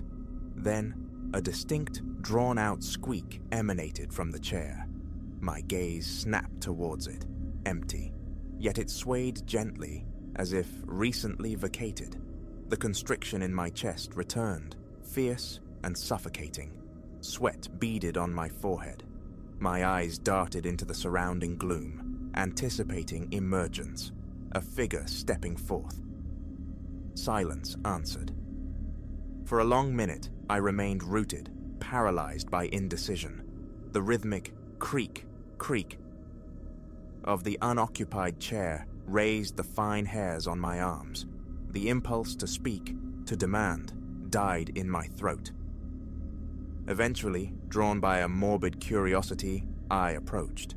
The chair was ancient, its wooden frame worn smooth, paint flaking from the arms.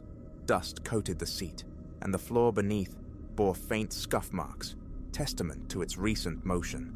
No letters lay here, no notes, no tangible clue.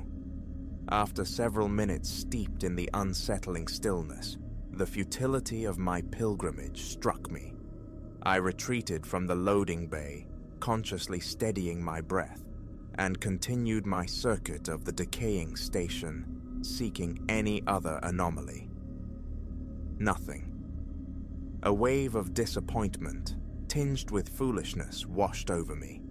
I had chased cryptic summons to this desolate place, hoping for revelation, only to find an abandoned rocking chair, performing a solitary, spectral ballet beneath a dying light.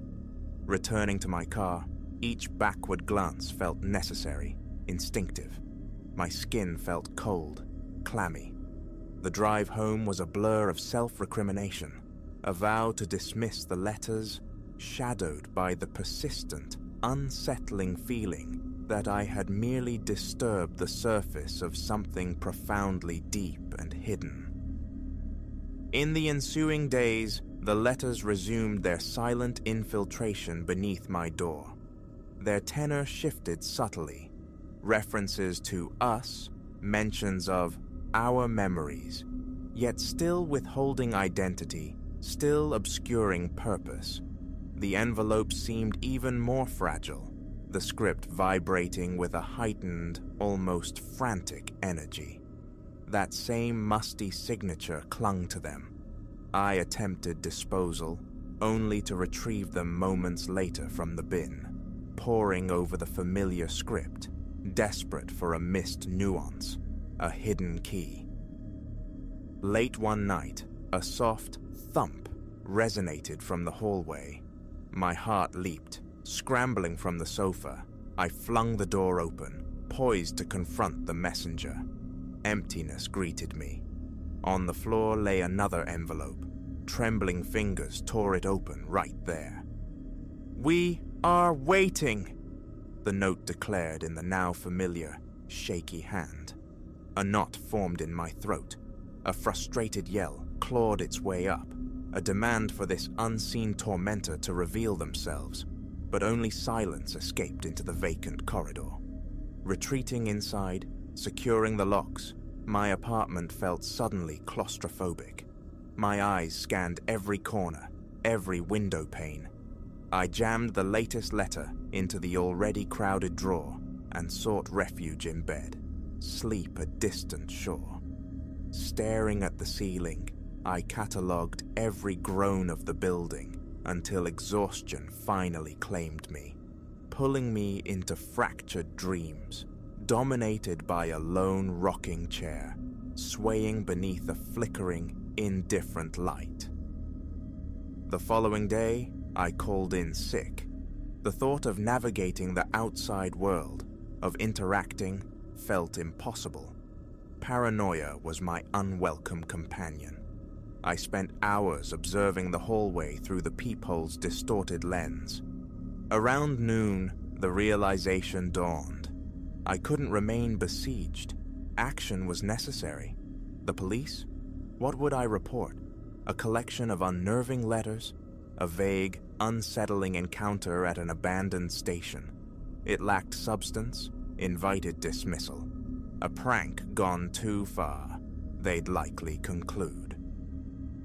Shrugging on my jacket, I fled the apartment, seeking the anonymity of the streets, the solace of open air. I walked aimlessly through my neighborhood, scrutinizing faces, wondering if my phantom correspondent walked among them. Relaxation remained elusive. Every peripheral glance felt like scrutiny, every stranger a potential suspect. Returning that evening, I found it waiting. Another envelope, this one specified the place where we meet, directing me back to the station's loading dock at a precise hour, midnight. The first instance of a designated time. My pulse surged. Ignoring it felt impossible. A potent, irrational magnetism pulled me towards this rendezvous. Fear coiled tighter than ever. Yet the prospect of enduring this indefinite siege without confrontation was even more terrifying. The hours leading up to midnight were spent pacing, a caged animal in my own living room. Should I alert someone? Bring backup? The thought flickered and died. Involving others felt like a violation of some unspoken rule, a move that might frighten off my quarry or escalate the situation unpredictably. Leaving my phone behind on the kitchen counter felt strangely deliberate, isolating myself further. My muscles remained taut, jaw clenched against the recurring image of that solitary, swaying chair. Around 11:30, flashlight in hand, I drove back towards the city's edge. The roads were deserted ribbons under the streetlights. Each mile marker amplified the frantic rhythm in my chest. Pulling up near the rusted fence, I parked in the same spot. The station loomed, a black silhouette against the moon-dappled clouds. Darkness amplified the sense of decay. Slipping through the familiar gap in the fence, the uneven ground threatened my balance. My flashlight beam sliced through the night, illuminating the same stagnant puddles, the same glittering debris.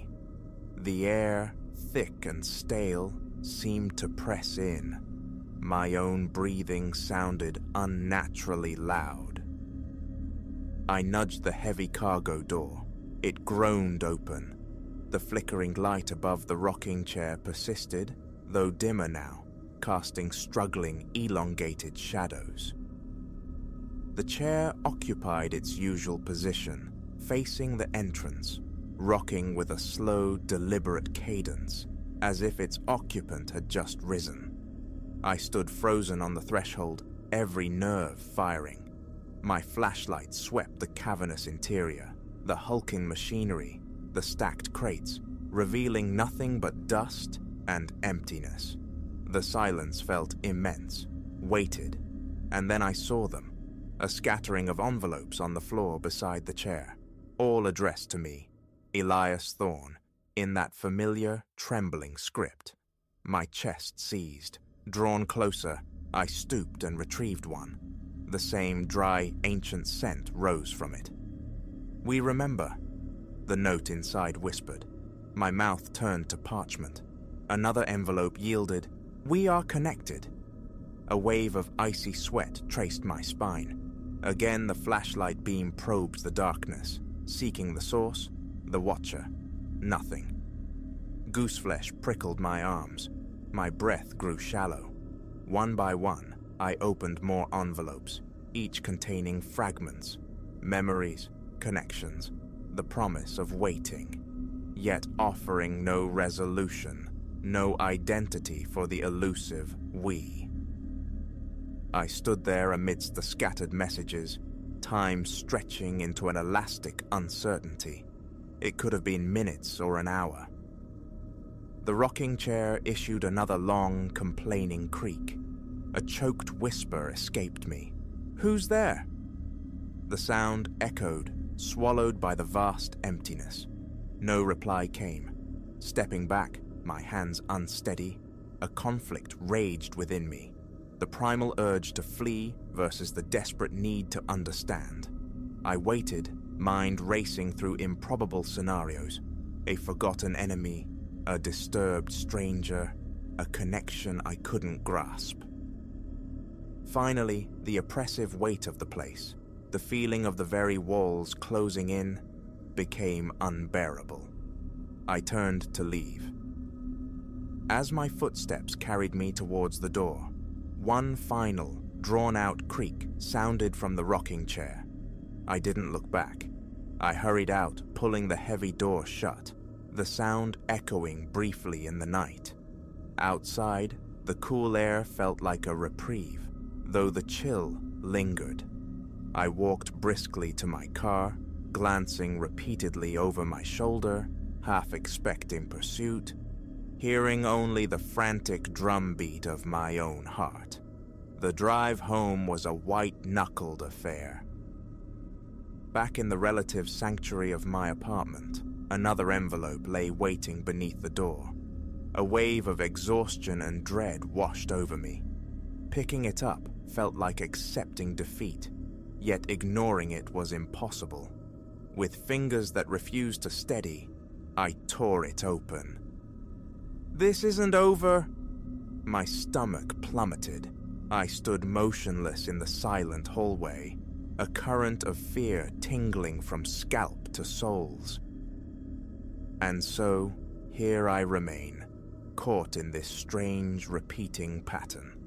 The letters continue their silent arrival, summoning me back to that desolate place, hinting at shared histories and imminent meetings, yet perpetually withholding clarity. My nerves are shredded threads. The architect of this torment remains veiled, their motives obscure.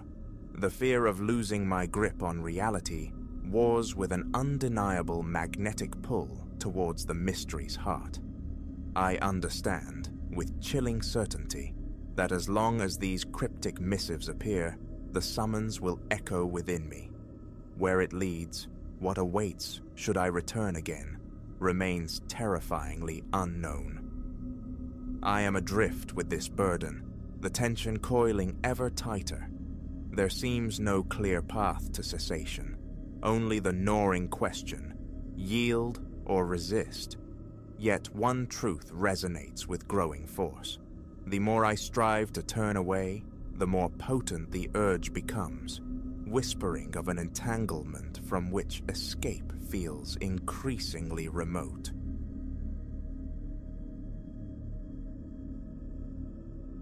The twin beams of my Peterbilt speared the obsidian black, carving a transient path through the endless dark.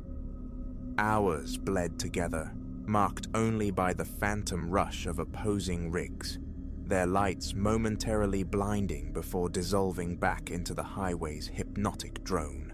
Then, a disruption. A silhouette against the star-pricked void, stark on the shoulder, thumb raised in timeless supplication. A tremor deep in my belly urged me onward. Ignore it.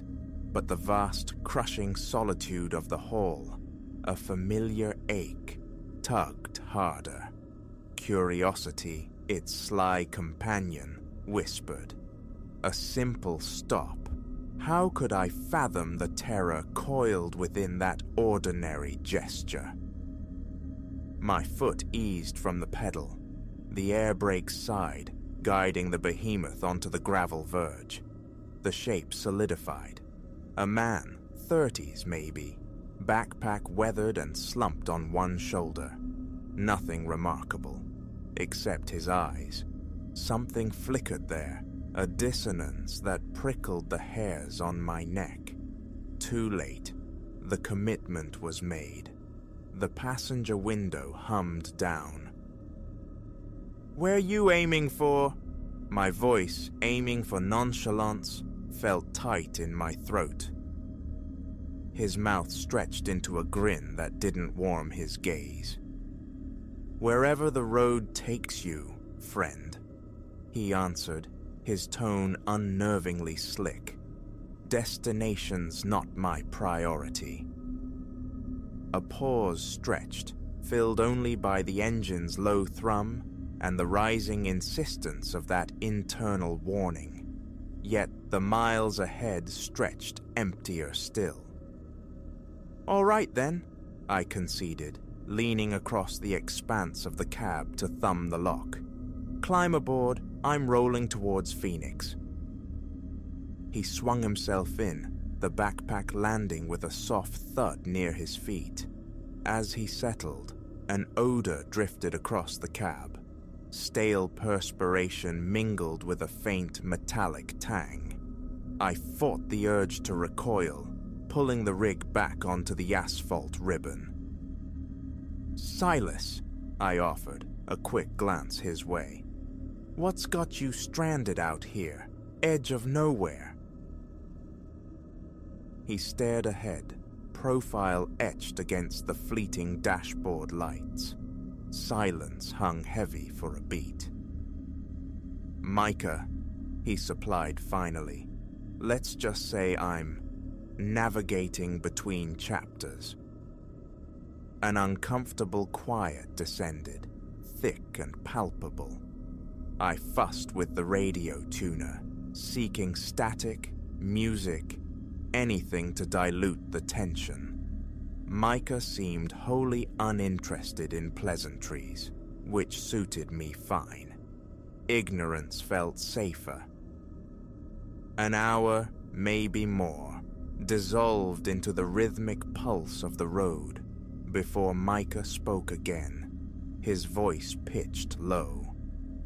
"So, Silas, you make a habit of this, playing Samaritan for roadside strays?"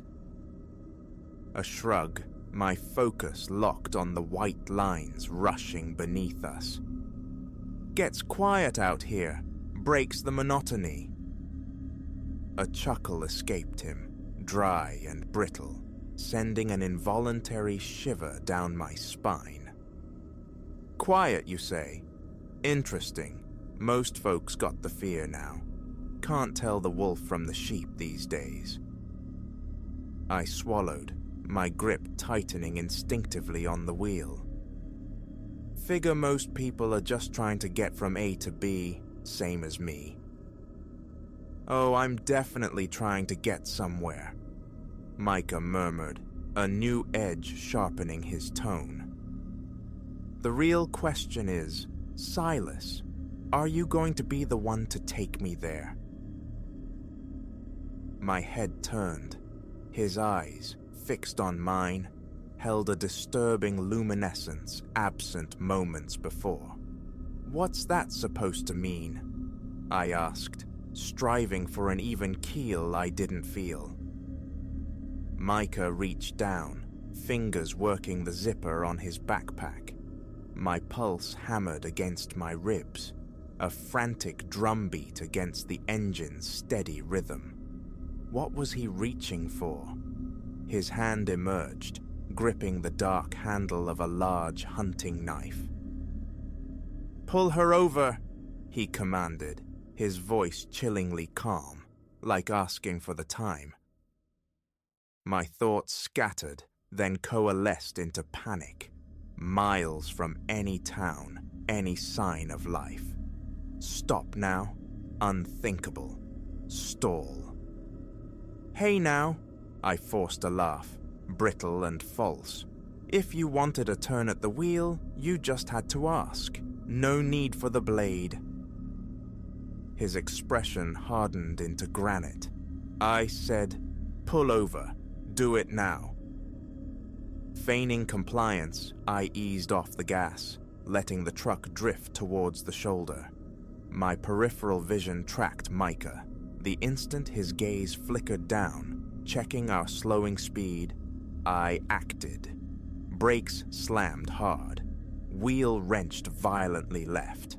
The sudden, brutal maneuver flung Micah against the passenger door, the impact jarring. The knife spun free, clattering onto the floor mat. The trailer fishtailed, a monstrous, groaning sway I fought desperately to correct. Micah scrambled, cursing, fingers scrabbling for the fallen weapon. Seconds. That's all I had. My hand shot to the CB mic. "Mayday! Mayday!" The words tore from my throat. "This is Silas, 18-wheeler. Got a hostile situation." A fist exploded against my jaw. Vision fractured into blinding stars. My head snapped back against the rest. The rig lurched, tires screaming as they left the pavement, threatening to capsize before shuddering to a halt in a roiling cloud of dust and grit. Before the stars cleared, before I could draw a full breath, Micah was upon me, hands clamping around my throat like vices. "Shouldn't have done that, Silas," he snarled, his face inches away, breath hot and foul. "Could have been simple." I clawed at his wrists, air turning to fire in my lungs. Black spots bloomed at the edge of my sight. Blindly, desperately, my free hand flailed, searching for purchase, for a weapon. Fingers closed around the familiar shape of my thermos, still weighty with lukewarm coffee. Summoning a final surge of strength, I swung it, connecting solidly with the side of Micah's head. A sickening crack. His grip slackened. I shoved, violently, gasping precious air back into my starving lungs. Micah slumped against the passenger door, momentarily stunned. No time. Lunging for the driver's side handle, I practically fell from the cab. The cool night air, a shocking slap back to reality. Stumbling, I rounded the front of the truck, intent on barring his exit, keeping him contained until the passenger door burst open. Micah tumbled out, knife miraculously back in his grasp. He slashed wildly. Searing pain ripped across my forearm as I leapt backward. "You're just making this difficult," Micah panted, advancing, eyes wild. "Give me the keys. We can wrap this up." I retreated, mind racing. Keys, still dangling in the ignition.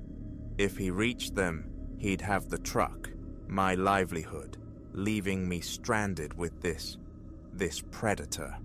Why? The question escaped me, a desperate bid to buy time, to understand the senselessness. He grinned again, that vacant, chilling curve of the lips. "Because I can," he stated, simple and terrifying. "Because watching you now, pure fear. It's exquisite. Ice traced its way down my spine. This wasn't robbery, this was sport. He fed on terror. The sickening certainty washed over me. He never planned for me to see Phoenix. He lunged. Instinct, raw and primal, took over. Instead of dodging, I charged forward, meeting him head-on. Surprise flashed across his face as we collided, the force sending us both sprawling into the dusty earth beside the highway. A frantic grapple ensued, dirt grinding into wounds, breath tearing from lungs, the glint of the blade the terrifying focal point. Micah possessed a wiry strength, a manic energy that felt unnervingly potent, but I had bulk, fueled by sheer, unadulterated desperation. I pinned his knife hand against the ground, leveraging my weight. My free fist found his face. Once, twice, a third time. His grip on the knife finally faltered. I wrenched it free, scrambling backward, chest heaving.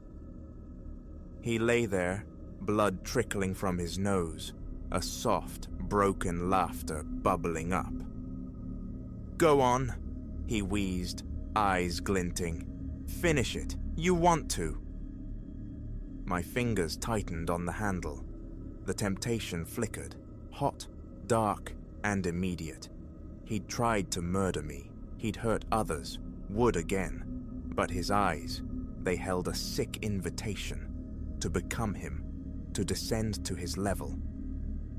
With a guttural cry, I hurled the knife, sending it spinning far into the unseen darkness. "It's done," I rasped, voice raw. "Cops are coming. You lost." As if summoned by my words, the distant rising wail of sirens pierced the night. Someone had heard the mayday. Relief, potent and sudden, buckled my knees. Micah's laughter choked, dissolving into ragged sobs, a sound more chilling than his threats. I kept my distance, watching him, utterly spent, until the flashing strobes of blue and red painted the horizon. The aftermath unfolded in a haze.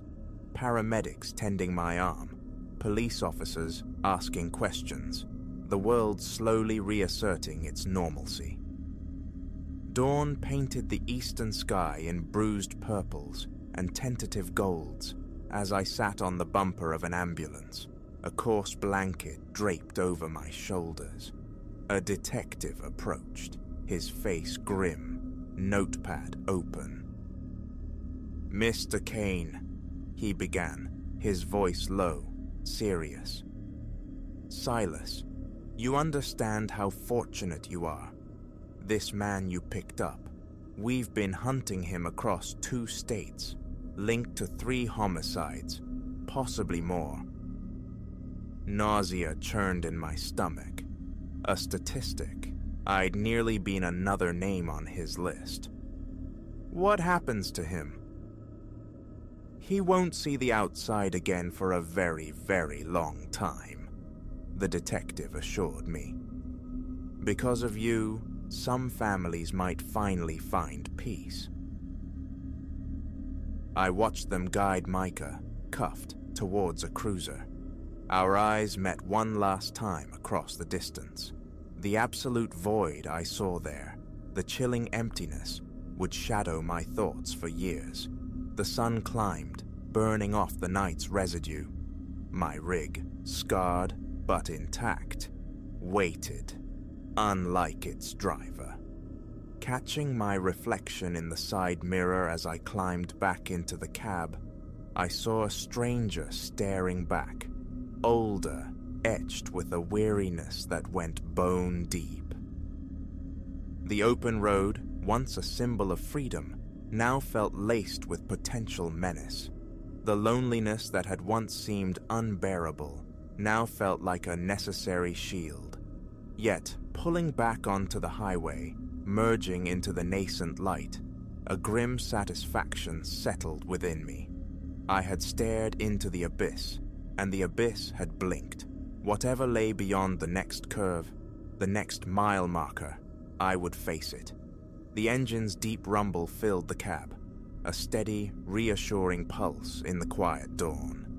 No more strangers, just me, the rig, and the long haul stretching ahead. And strangely, it didn't feel quite so lonely anymore.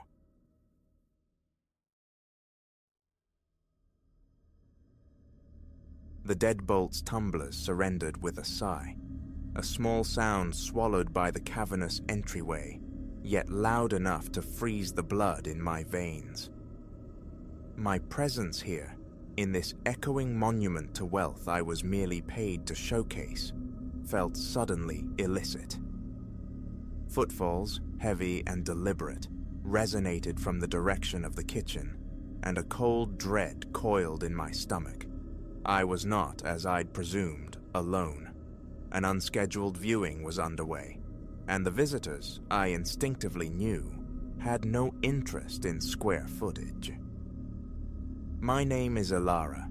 For half a decade, the intricate dance of property and people has been my world. A realtor navigating the currents of desire and finance, matching dreams to door keys, usually predictable, often rewarding. But this evening, as twilight bled indigo across the sculpted grounds, and the wind whispered secrets through the skeletal autumn trees, the familiar script had dissolved. I was trapped within the opulent walls of a waking nightmare. It began innocently enough, a standard showing at the Willow Creek estate, a true architectural jewel, this sprawling Victorian grande dame, replete with modern luxuries, sat enthroned on 5 acres of hushed, ancient woodland. Securing the listing had felt like a coup, the potential commission a glittering promise. The prospective clients, a polished couple radiating quiet affluence, had navigated the afternoon tour with apparent enthusiasm. Their inquiries were astute, their admiration for the intricate plasterwork seemingly genuine. They'd even mused aloud about placing their concert grand in the sun-drenched drawing room. As our tour concluded, the wife's hand flew to her neck. A forgotten scarf, she'd murmured, left behind in the master suite upstairs. "No trouble at all," I'd assured her, flashing my professional smile. "I'll retrieve it during my final check. Feel free to collect it from my office tomorrow." They departed with thanks, and I secured the property, intending a quick return at dusk to fetch the errant accessory and ensure all lights were extinguished, a courtesy extended to premium listings, a small gesture towards perfection. Now, rooted to the spot in the marble foyer, I silently cursed that meticulous habit. The silken scarf lay draped over a console table nearby, easily spotted upon my return moments ago. But before I could snatch it and depart, the distinct sound of a key turning in the very lock I'd just secured had echoed through the stillness. Owners returning? Unlikely. Then came the low murmur of voices, the scrape and thud of heavy objects being shifted. This was no homecoming. Heart hammering against my ribs like a trapped bird, I stole towards the kitchen archway. Through the gap, 2 figures, strangers clad in shadow-dark attire. One brandished a length of metal, a crowbar. My breath hitched. "Scope upstairs," the taller of the 2 commanded, his voice a low growl. "I'll start down here. Find the damn safe, supposed to be tucked away somewhere." Burglars, Cold realization washed over me. I was an unwitting witness to a brazen invasion. Did I engage the alarm system upon re-entry?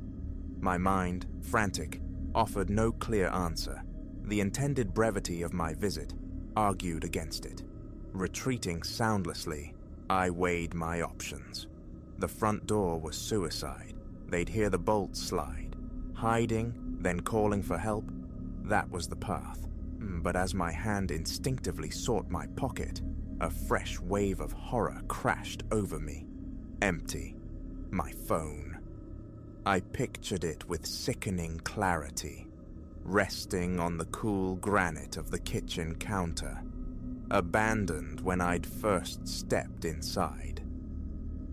Footsteps ascended the grand staircase, the second man moving upwards. No time. I darted into the adjacent study, easing the heavy oak panel, closed behind me until only a sliver of hallway light remained. The room swam in shadows, pierced solely by the weak luminescence filtering past thick velvet curtains. Where to vanish? The imposing mahogany desk offered little concealment.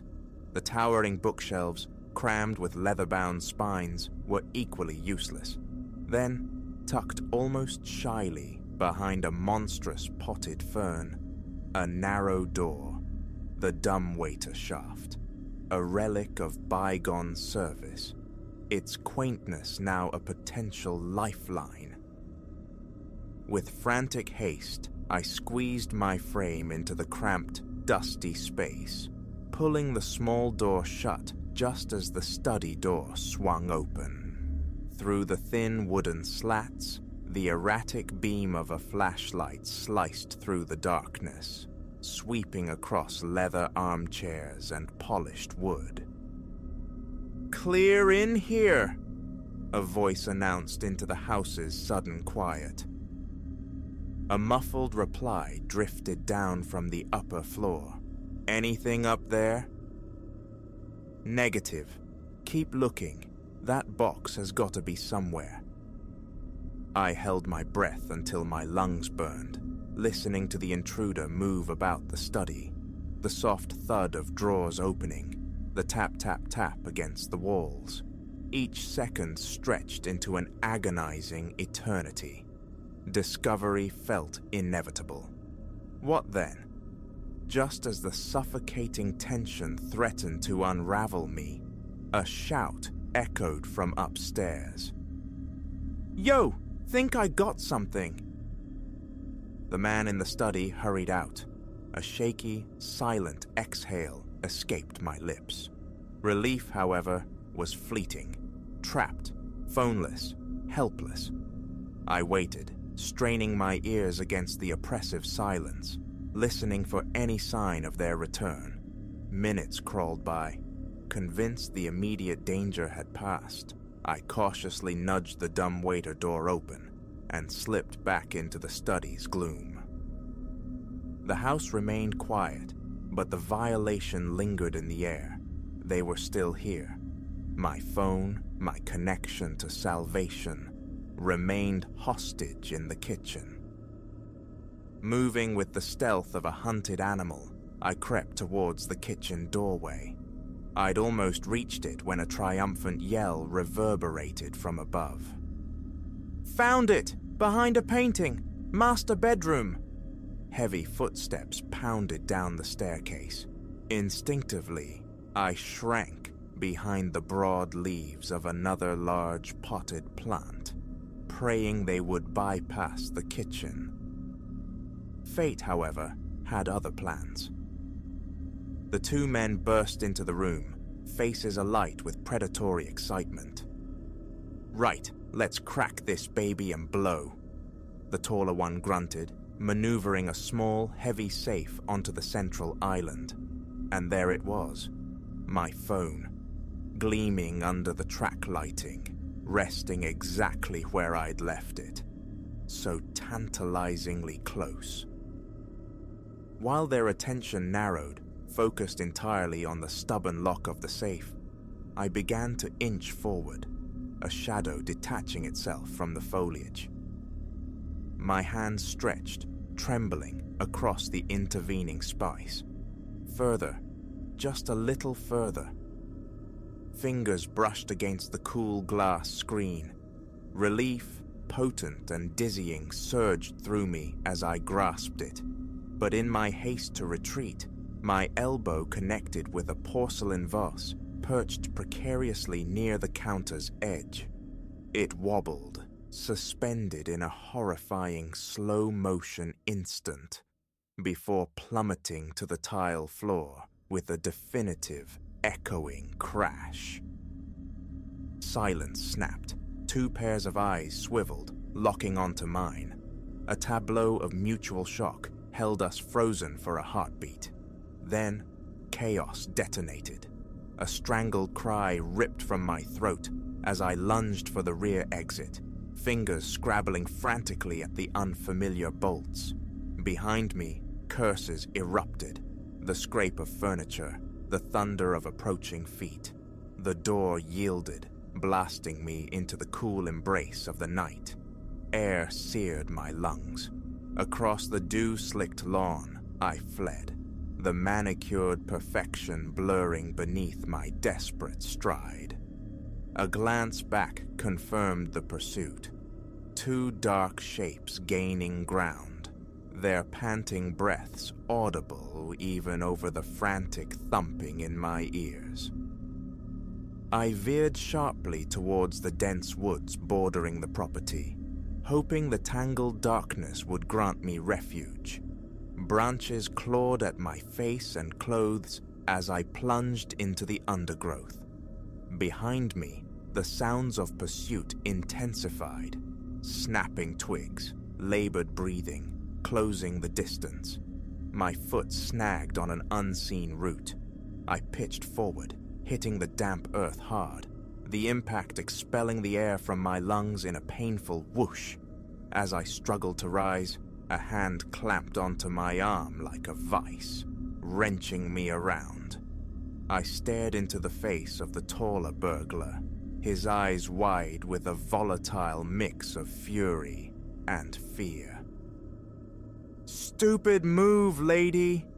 he snarled, his free hand balling into a fist. Primal instinct surged. Survival.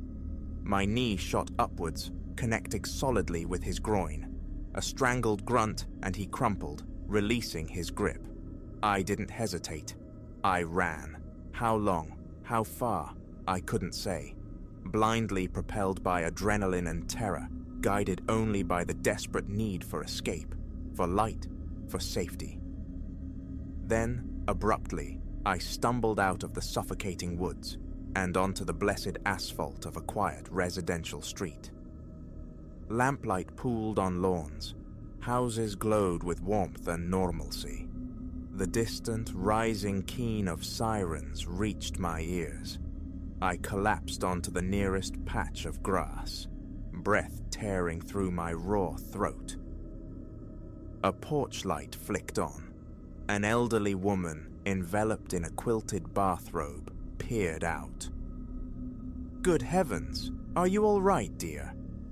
Her voice, laced with concern, was the kindest sound I'd ever heard. "Should I call the police?" I could only nod, sucking in ragged gasps of air. As she retreated inside, my gaze fell to the object clutched fiercely in my hand. My phone. Somehow through the frantic chase and fall, I'd held on. Police cruisers arrived within minutes, their flashing lights painting the tranquil street in strobes of red and blue. An ambulance followed. While paramedics attended to my scrapes and bruises, and I recounted the night's events in halting sentences, the stark reality began to coalesce. A routine task twisted into a terrifying ordeal. A pursuit through darkness, a desperate fight, an improbable escape. The elegant Willow Creek estate transformed from a promising listing into the stage for the most harrowing night of my existence. In the ensuing days, While constables conducted their inquiries and the bruises bloomed like dark flowers on my skin, the sheer vulnerability of that night clung to me, a phantom chill. Each unlocked door became a threshold of potential menace, every unfamiliar face a flicker of suspicion. Yet beneath the fear, a harder substance had formed. I had stared into the abyss of my deepest terror and scrambled back. That night in the shadowed mansion would forever be etched into my memory, a scar beneath the surface, but not the entirety of the map. Now, the click of a lock is a reminder, not just of what dangers might lie beyond, but of the unexpected fortitude one might find within.